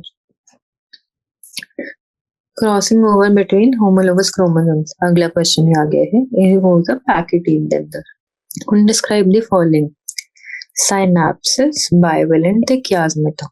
ਠੀਕ ਹੈ, ਸਾਇਨਾਪਸਿਸ ਹੁੰਦਾ ਉਹ ਪ੍ਰੋਸੈਸ ਜਦੋਂ ਦੋ ਕ੍ਰੋਮੋਸੋਮਸ ਦੇ ਅੰਦਰ ਕ੍ਰੋਸਿੰਗ ਓਵਰ ਜਾਂ ਫਿਰ ਉਹ ਓਵਰਲੈਪ ਕਰਕੇ ਇੱਕ ਕੰਪਲੈਕਸ ਬਣਾਉਂਦੇ, ਜਿਹਨੂੰ ਬੋਲਦੇ ਸਾਇਨੈਪਟੋਨੀਮਲ ਕੰਪਲੈਕਸ। ਉਸ ਪ੍ਰੋਸੈਸ ਨੂੰ ਸਾਇਨਾਪਸਿਸ ਬੋਲਦੇ ਆ। ਬਾਇਵੈਲੈਂਟ ਜਦੋਂ ਦੋ ਕ੍ਰੋਮੋਸੋਮਸ ਦਾ ਕੰਪਲੈਕਸ ਬਣ ਗਿਆ ਉਹਨੂੰ ਬਾਇਵੈਲੈਂਟ ਬੋਲਦੇ ਆ। ਕਿਆਜ਼ਮੇਟਾ ਜਿਹੜੇ ਆ ਐਗ ਸ਼ੇਪਡ ਸਟਰਕਚਰਸ ਬਚ ਕੇ ਕ੍ਰੋਸਿੰਗ ਓਵਰ ਤੋਂ ਬਾਅਦ ਉਹਨੂੰ ਕਿਆਜ਼ਮੇਟਾ ਬੋਲਦੇ। ਇੱਕ ਵਾਰ ਇਹਨਾਂ ਦੀ ਆਪਾਂ ਡੈਫੀਨੇਸ਼ਨ ਦੇਖ ਲੈਂਦੇ ਹਾਂ ਜਿਹੜੇ ਚੈਪਟਰ ਦੇ ਅੰਦਰ ਦਿੱਤੀ ਗਈ ਹੈ। ਹੁਣ ਆ ਦੇਖੋ, synapses ਕੀ ਹੈ? During the stage of chromosome, the chromosomes start pairing together and the process of association is called synapses. ਹੁਣ bivalent, ਇਹਦੇ ਨਾਲ ਕੀ ਹੁੰਦਾ ਕਿ pair of synapsed homologous chromosomes ਨੂੰ bivalent ਬੋਲਦੇ ਨੇ।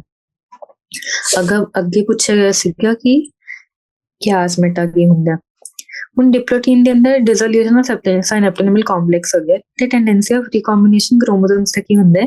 ਦੇ separate from each other except at the site of crossovers. ਹਰ ਜਗ੍ਹਾ ਸੈਪਰੇਟ ਹੁੰਦੇ ਆ, ਬਟ ਜਿੱਥੇ ਸੈਪਰੇਟ ਨਹੀਂ ਹੁੰਦੇ at the site of crossovers ਉੱਥੇ ਇੱਕ ਐਗ ਸ਼ੇਪਡ ਸਟਰਕਚਰਸ ਬਣਦੇ ਨੇ, ਉਹਨਾਂ ਨੂੰ ਕੀ ਬੋਲਦੇ ਨੇ? ਕਿਆਜ਼ਮੇਟਾ। ਹੁਣ ਆਏਗਾ ਅਗਲਾ ਕੁਐਸਚਨ।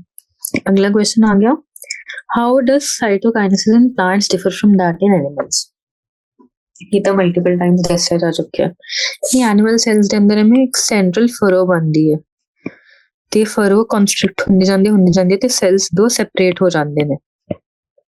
ਬਟ ਹੁਣ ਪਲਾਂਟ ਸੈਲਸ ਦੇ ਅੰਦਰ ਕੀ ਹੁੰਦਾ ਕਿ ਉਹਨਾਂ ਦੇ ਜਿਹੜੇ ਸੈਲ ਵਾਲ ਹੁੰਦੇ ਆ ਉਹ ਇਨਫਲੈਕਸੀਬਲ ਹੈ। ਇੱਕ ਸੈਲ ਵਾਲ ਰਹੇਗੀ, ਉਸਦੇ ਅੰਦਰ ਸੈਲ ਮੈਂਬਰੇਨ ਰਹੇਗੀ। ਹੁਣ ਸੈਲ ਵਾਲ ਤੇ ਇਨਫਲੈਕਸੀਬਲ ਐਵੇਂ ਫਰੋ ਨਹੀਂ ਬਣ ਸਕਦਾ ਕਿ ਫਰੋ ਦੇ ਥਰੂ ਉਹਨਾਂ ਦੀ ਸਾਈਟੋਕਾਈਨੇਸਿਸ ਹੋ ਜਾਏ, ਇਸ ਕਰਕੇ ਸੈਂਟਰ ਦੇ ਅੰਦਰ ਇੱਕ ਸੈਲ ਪਲੇਟ ਬਣਦੀ ਹੈ। ਠੀਕ ਹੈ, ਸੈਲ ਪਲੇਟ ਦੇ ਅੰਦਰ ਕੀ ਹੁੰਦੇ ਮਿਡਲ ਲੈਵਲ ਨੂੰ ਰਿਪਰੈਜ਼ੈਂਟ ਕਰਦੀ ਹੈ।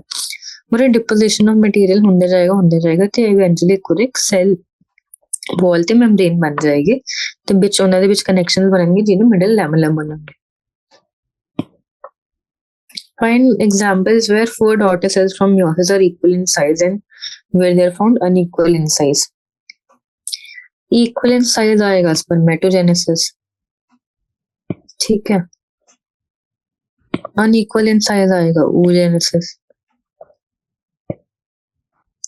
कि फीमेल्स के अंदर जो आप देखते हैं कि oocyte डिवाइड हो रहा है तो एक ओवम बनता है ते पोलर बॉडी 2 बनती है ਤੇ ਮਿਓਸਿਸ ਬਣਨ ਤੋਂ ਬਾਅਦ oocyte ਬਣਦਾ ਤੇ ਪੋਲਰ ਬੋਡੀ 1 ਬਣਦੀ ਹੈ। ਇਹਨੂੰ ਹੁਣ ਪੋਲਰ ਬੋਡੀ ਕਿਉਂ ਬੋਲਦੇ? ਕਿਉਂਕਿ ਅਨਇਕੁਅਲ ਡਿਵੀਜ਼ਨ ਹੁੰਦੀ ਹੈ। Majority of the cytoplasm is given to one of the cells. ਕਿ ਦੂਜੇ ਸੈਲ ਦੇ ਅੰਦਰ ਬਹੁਤ ਘੱਟ ਸਾਈਟੋਪਲਾਜ਼ਮ ਹੁੰਦੇ ਆ, ਉਹ ਬੇਸਿਕਲੀ ਡੰਪ ਦੀ ਤਰ੍ਹਾਂ ਐਕਟ ਕਰਦੇ ਜਿੱਥੇ ਐਕਸਟਰਾ ਕ੍ਰੋਮੋਸੋਮਸ ਛੱਡ ਸਕਦੇ ਹੋ। ਹੁਣ distinguish between anaphase of mitosis and anaphase 1 of meiosis. ਹੁਣ ਕੀ ਹੁੰਦਾ? एनाफेज 1 ਦੇ ਅੰਦਰ ਆਪਾਂ ਨੇ ਪੜਿਆ ਕਿ ਇੱਕ ਸਿੰਗਲ ਪਲੇਟ ਬਣੇਗੀ ਤੇ ਸਾਰੇ ਕ੍ਰੋਮੋਸੋਮਸ ਐਵੇਂ ਅਲਾਈਨ ਹੋਣਗੇ ਤੇ ਉਹਦੇ ਸਪਿੰਡਲ ਫਾਈਬਰਸ ਜਿਹੜੇ ਇੱਕ ਕ੍ਰੋਮੋਸੋਮ ਦੇ ਦੋਨੋਂ ਕਾਈਨੇਟੋਕੋਰਸ ਨਾਲ ਅਟੈਚ ਹੋਣਗੇ। ਵੇਅਰਐਸ एनाफेज 2 ਦੇ ਅੰਦਰ ਕੀ ਹੋਏਗਾ? ਦੋ ਪਲੇਟਸ ਬਣਦੀਆਂ ਨੇ ਤੇ ਐਵੇਂ ਕ੍ਰੋਮੋਸੋਮਸ ਦੋ ਪਲੇਟਸ ਤੇ ਅਲੋਂਗ ਅਲਾਈਨ ਹੋਣਗੇ ਤੇ ਜਿਹੜਾ ਸਪਿੰਡਲ ਫਾਈਬਰ ਹੈ ਉਹ ਸਿਰਫ ਇੱਕ ਕਾਈਨੇਟੋਕੋਰ ਨਾਲ ਅਟੈਚ ਹੁੰਦਾ। ਠੀਕ ਹੈ, ਤੇ ਹੁਣ ਉਹਦੇ ਸੈਂਟਰੋਮਰ ਸਪਲਿਟਿੰਗ ਹੋਏਗੀ ਤੇ ਸਿਸਟਰ ਕ੍ਰੋਮੈਟਿਡਸ ਸੈਪਰੇਟ ਹੋ ਜਾਣਗੇ। ਉਹਦੇ ਸੈਂਟਰੋਮਰ ਸਪਲਿਟਿੰਗ ਨਹੀਂ ਹੋਏਗੀ, ਹੋਲ ਕ੍ਰੋਮੋਸੋਮ ਆਪੋਜ਼ਿਟ ਐਂਡਸ ਤੇ ਮੂਵ ਕਰਨਗੇ ਤੇ ਕ੍ਰੋਮੋਸੋਮ ਨੰਬਰ ਹਾਫ ਹੋ ਜਾਏਗਾ। Main difference between mitosis and meiosis. Main difference ਦੇ ਅੰਦਰ ਤਾਂ ਇਹੀ ਆ ਜਾਏਗਾ ਕਿ ਇਹਦੇ ਅੰਦਰ ਹੈਪਲੋਇਡੀ ਜਾਂ ਡਿਪਲੋਇਡੀ ਮੇਨਟੇਨ ਰਹਿੰਦੀ ਹੈ, ਜਿਹਦੇ ਹਾਈਪਲੋਇਡ ਹੋ ਜਾਂਦੇ, ਫਿਰ ਇੱਕ ਨੰਬਰ ਆਫ ਕ੍ਰੋਮੋਸੋਮਸ ਇੱਕ ਸਪੀਸ਼ੀਜ਼ ਦੇ ਅੰਦਰ ਮੇਨਟੇਨ ਕਰਕੇ ਰੱਖਦੇ, ਇਹ ਬੋਡੀ ਦੀ ਰਿਕਵਰੀ 'ਚ ਹੈਲਪ ਕਰਦੇ ਜਦੋਂ ਵੀ ਕੋਈ ਵੂੰਡ ਜਾਂ ਇੰਜਰੀ ਹੋ ਜਾਏ। ਐਵੇਂ ਐਵੇਂ ਕਰਕੇ ਤੁਸੀਂ ਫਿਰ ਮੇਨ ਡਿਫਰੈਂਸਿਸ ਦੇ ਅੰਦਰ ਆ ਜਾਏਗਾ ਕਿ ਇਹਨਾਂ ਦੇ ਐਮ ਫੇਜ਼ ਸੈਪਰੇਟ ਹੁੰਦੇ, ਇਹਦੇ ਅੰਦਰ 2 ਐਮ ਫੇਜ਼ ਹੁੰਦੇ ਆ, ਐਮ ਫੇਜ਼ 1 ਤੇ ਐਮ ਫੇਜ਼ 2, ਮਿਓਸਿਸ 1 ਤੇ ਮਿਓਸਿਸ 2। ਇੰਦਰ ਇੱਕ ਸਿੰਗਲ ਹੁੰਦੇ, ਰੀਕੰਬੀਨੇਸ਼ਨ ਟੇਕਸ ਪਲੇਸ, ਨੋ ਰੀਕੰਬੀਨੇਸ਼ਨ। ਫਿਰ ਪੂਰਾ ਜਿੰਨਾ ਵੀ ਮਿਓਸਿਸ 1 ਵਾਲੀ ਚੀਜ਼ ਆ ਸਾਰੀ ਉਹਦੇ ਦੱਸੀਆਂ ਜਾ ਸਕਦੀਆਂ ਨੇ। And what is the significance of mitosis? ਉਹ ਜਸਟ ਦੱਸਿਆ ਤੁਹਾਨੂੰ ਕਿ ਸਪੀਸ਼ੀਜ਼ ਦੇ ਅੰਦਰ ਕ੍ਰੋਮੋਸੋਮ ਨੰਬਰ ਮੇਨਟੇਨ ਕਰਨ ਲਈ। ਹੁਣ ਆ ਗਿਆ ਕੁਝ ਡਿਸਕਸ ਵਾਲੇ ਕੁਐਸਚਨਸ ਕਿ ਹੈਪਲੋਇਡ ਇਨਸੈਕਟਸ ਦੇ ਲੋਅਰ ਪਲਾਂਟਸ ਦੇ ਅੰਦਰ where cell division occur and some haploid cells in higher plants where cell division does not occur. ਹੁਣ ਇਹਦੇ ਅੰਦਰ ਕੁਝ ਸਪੈਸੀਫਿਕ ਆਪਾਂ ਨੂੰ ਮਿਲ ਜਾਣਗੇ ਪਲਾਂਟਸ, ਇਹਦੇ ਐਗਜ਼ਾਮਪਲਸ ਚ ਲੱਭ ਸਕਦੇ ਹੋ। ਤੇ ਸਭ ਹੈਪਲੋਇਡ ਸੈਲਸ ਜਿਹਦੇ ਅੰਦਰ ਹਾਇਰ ਪਲਾਂਟਸ ਦੇ ਅੰਦਰ ਸੈਲ ਡਿਵੀਜ਼ਨ ਨਹੀਂ ਹੁੰਦੀ ਹੈ, ਇਹ ਵੀ ਤੁਸੀਂ ਲੱਭ ਸਕਦੇ ਹੋ। ਇਹ ਐਕਟੀਵਿਟੀ ਵਾਲਾ ਕੁਐਸਚਨ ਹੈ। ਹੁਣ ਆਏਗਾ can there be mitosis without DNA replication in S phase? नहीं, मतलब there can there be mitosis without DNA replication in S phase? ਇਹ ਤਾਂ ਹੋ ਹੀ ਨਹੀਂ ਸਕਦਾ ਕਿਉਂਕਿ ਆਪਣੇ ਕੋਲ ਇੱਕ ਇੰਟਰਾ S ਚੈੱਕ ਪੁਆਇੰਟ ਤੇ G2 ਚੈੱਕ ਪੁਆਇੰਟ ਹੁੰਦਾ, G2M ਚੈੱਕ ਪੁਆਇੰਟ, ਜਿੱਥੇ ਮੇਕ ਸ਼ੋਰ ਕੀਤਾ ਜਾਂਦਾ ਕਿ DNA ਰੈਪਲੀਕੇਸ਼ਨ ਹੋ ਚੁੱਕਿਆ ਹੈ, DNA ਮਟੀਰੀਅਲ ਡਬਲ ਹੋ ਚੁੱਕੀ, ਉਸ ਤੋਂ ਬਾਅਦ ਹੀ ਮਾਈਟੋਸਿਸ ਹੁੰਦਾ ਹੈ। Can there be DNA replication without cell division? Obviously ਹੋ ਸਕਦੇ ਨਾ ਬਹੁਤ ਵਾਰ ਕਿ ਜਿਵੇਂ ਆਪਾਂ ਨੇ ਪੜਿਆ ਕਿ ਹੁਣ ਇਸ ਫੇਸ ਤਾਂ ਕ੍ਰਾਸ ਹੋ ਗਿਆ ਬਟ ਉਸ ਤੋਂ ਬਾਅਦ ਕੋਈ ਫਾਲਟੀ ਰੈਪਲੀਕੇਸ਼ਨ ਜਾਂ ਸੈਲ ਸਾਈਕਲ ਦੇ ਅੰਦਰ ਕੋਈ ਫਾਲਟ ਆ ਗਿਆ, ਇੱਥੇ ਸੈਲ ਡਿਵਾਈਡ ਨਹੀਂ ਕਰ ਪਾਇਆ ਬਟ DNA ਰੈਪਲੀਕੇਸ਼ਨ ਹੋ ਗਈ ਹੈ, ਤਾਂ ਉਹ ਸੈਲ DNA ਰੈਪਲੀਕੇਸ਼ਨ ਹੋ ਗਈ ਹੈ ਬਟ ਸੈਲ ਡਿਵੀਜ਼ਨ ਨਹੀਂ ਹੋਈ ਹੈ। ਸਪੋਜ਼ ਜਿਵੇਂ ਹੁਣ ਆਪਾਂ ਨੇ ਮਾਈਟੋਟਿਕ ਪੋਇਜ਼ਨਸ ਪੜ੍ਹੇ ਸੀ, ਉਹਨਾਂ ਸਭ ਦੇ ਅੰਦਰ DNA ਰੈਪਲੀਕੇਸ਼ਨ ਹੋ ਗਈ ਹੈ, ਐਸ ਫੇਸ ਕ੍ਰਾਸ ਹੋ ਚੁੱਕੀ ਹੈ, ਚਾਹੇ ਕੋਲਚਿਸਿਨ ਹੋਵੇ, ਚਾਹੇ ਮਸਟਰਡ ਗੈਸ ਹੋਵੇ, ਚਾਹੇ ਟੈਕਸੋਲ ਹੋਵੇ। Nanda analyzed the events during every stage of cell cycle and notice how the following two parameters change: number of chromosome ਤੇ amount of chromosome per cell। ਹੁਣ ਇਹ ਤਾਂ ਮੈਂ ਦੱਸ ਹੀ ਚੁੱਕੀ ਹਾਂ ਕਿ ਕਿਵੇਂ ਕਿਵੇਂ ਹੁੰਦਾ, ਆਪਾਂ ਨੇ ਪ੍ਰੋਪਰ ਟੇਬਲ ਬਣਾਇਆ। ਹੁਣ ਇਹ ਥੋੜਾ ਇੱਕ ਈਜ਼ੀ ਚੀਜ਼ ਦਿੱਤੀ ਗਈ ਕਿ ਅਮਾਊਂਟ ਆਫ DNA ਨੂੰ C ਨਾਲ ਰਿਪਰੈਜ਼ੈਂਟ ਕੀਤਾ, ਨੰਬਰ ਆਫ ਕ੍ਰੋਮੋਸੋਮ ਨੂੰ 2N ਨਾਲ ਰਿਪਰੈਜ਼ੈਂਟ ਕੀਤਾ। ਤਾਂ ਆਪਾਂ ਫੇਰ ਤੋਂ ਇੱਕ ਵਾਰ ਹੋਰ ਐਕਸਰਸਾਈਜ਼ ਕਰਦੇ ਹਾਂ ਸੇਮ, ਤਾਂ ਕਿ ਆਪਾਂ ਨੂੰ ਕੋਈ ਕਨਫਿਊਜ਼ਨ ਨਾ ਰਹੇ ਕਦੇ ਵੀ। ਸਭ ਤੋਂ ਪਹਿਲਾਂ ਆਏਗਾ ਮਾਈਟੋਸਿਸ ਲਈ, ਮਾਈਟੋਸਿਸ ਨਹੀਂ, ਪਹਿਲੇ ਆਪਾਂ ਇੰਟਰਫੇਸ ਲਈ ਕਰਦੇ ਹਾਂ, ਫਿਰ ਉਸ ਤੋਂ ਬਾਅਦ ਮਾਈਟੋਸਿਸ ਲਈ, ਫਿਰ ਮਿਓਸਿਸ ਲਈ। मतलब इंटरफेस ਲਈ ਤਾਂ ਦੋਨੋਂ ਸੇਮ ਹੀ ਰਹੇਗਾ ਨਾ, इंटरफेस माइटोसिस ਤੇ ਮਿਓਸਿਸ। ठीक है, सब तो पहला आएगा phase, chromosome number, DNA content, mitosis stage, chromosome, DNA stage, chromosome, DNA। हम सब तो पहले आएगा G1 फेज। G1 फेज तो अपन ऐसा क्रोमोसोम नंबर बोलना नहीं चाहिए क्योंकि उस टाइम ते ਜਿਹੜੇ ਕ੍ਰੋਮੋਸੋਮਸ ਹੁੰਦੇ ਉਹ ਡੀਕੰਡੈਂਸਡ ਫੇਸ ਤੇ ਹੁੰਦੇ, ਕੰਡੈਂਸਡ ਫੇਸ ਤੇ ਨਹੀਂ ਹੁੰਦੇ, ਬਟ ਠੀਕ ਹੈ ਸਟਿਲ। ਹੁਣ ਜਿਹੜਾ ਆਪਾਂ ਉਰੇ ਕੀ ਲਵਾਂਗੇ 2N ਐਸ ਡਿਪਲੋਇਡ। ਵੈਸੇ ਤਾਂ ਨੰਬਰ ਆਫ ਕ੍ਰੋਮੋਸੋਮਸ N ਬੋਲਿਆ ਗਿਆ for diploid cell, but for easier ਕਿ ਆਪਾਂ ਨੂੰ ਬਾਅਦ ਚੋਂ ਹਾਫ ਨਾਲ ਨਾ ਡੀਲ ਕਰਨਾ ਪਵੇ, ਆਪਾਂ 2N ਲੈ ਲਾਂਗੇ ਤੇ C for deployed. So let's take it N only, ताकि जिਵੇਂ क्वेश्चन ਲਈ ਬੋਲਿਆ ਗਿਆ ਉਵੇਂ ਕਰਾਂਗੇ। C ਹੈ ਡਿਪਲੋਇਡ। ਹੁਣ ਕੀ ਆਏਗਾ ਸਭ ਤੋਂ ਪਹਿਲਾਂ G1 ਦੇ ਅੰਦਰ ਕ੍ਰੋਮੋਸੋਮ ਨੰਬਰ N ਤੇ DNA ਕੰਟੈਂਟ C। ਹੁਣ S ਫੇਸ ਦੇ ਅੰਦਰ ਵੀ N ਬੋਲਾਂਗੇ ਜਾਂ ਫਿਰ it's better not to say the chromosome number ਤੇ DNA ਕੰਟੈਂਟ 2C, G2N ਤੇ 2C। ਹੁਣ ਆਏਗਾ ਮਾਈਟੋਸਿਸ ਦਾ प्रोफेज ਦੇ ਅੰਦਰ ਆਏਗਾ ਕ੍ਰੋਮੋਸੋਮ ਨੰਬਰ ਕੀ ਆਏਗਾ N ਤੇ DNA content 2C। Metaphase N2C, anaphase. Anaphase के अंदर भी क्रोमोसोम नंबर N रहेगा, डीएनए कंटेंट 2C। मुझे आपका क्रोमैटिड भी ऐड कर देंगे। क्रोमैटिड वैसे क्रोमैटिड में दस दूंगी, हाफ क्रोम होएगा। टीलोफेज टीलोफेज ਲਈ भी N ਤੇ 2C। ਉਸ ਤੋਂ ਬਾਅਦ ਮਤਲਬ ਐਨਾਫੇਜ਼ ਅੰਦਰ ਸਪਲਿਟਿੰਗ ਹੋ ਜਾਂਦੀ ਹੈ ਕ੍ਰੋਮੋਸੋਮਸ ਦੀ, ਤਾਂ 2N ਤੇ ਉਰੇ ਵੀ 2N। एनाफेज के सेंटर में स्प्लिटिंग होएगी तो क्रोमोसोम नंबर डबल हो जाएगा। तो एन साइटोकाइनेसिस तो बाद हाफ हो जाएगा N ते C। बनाएगा मियोसिस। प्रोफेज 1 क्रोमोसोम नंबर कितना रहेगा N, DNA content 2C। Metaphase 1 chromosome number N, DNA content 2C। Anaphase 1 chromosome number N because there is no splitting of centromere, DNA content 2C। telophase 1 chromosome N, DNA content 2C। हो जाएगा interkinesis।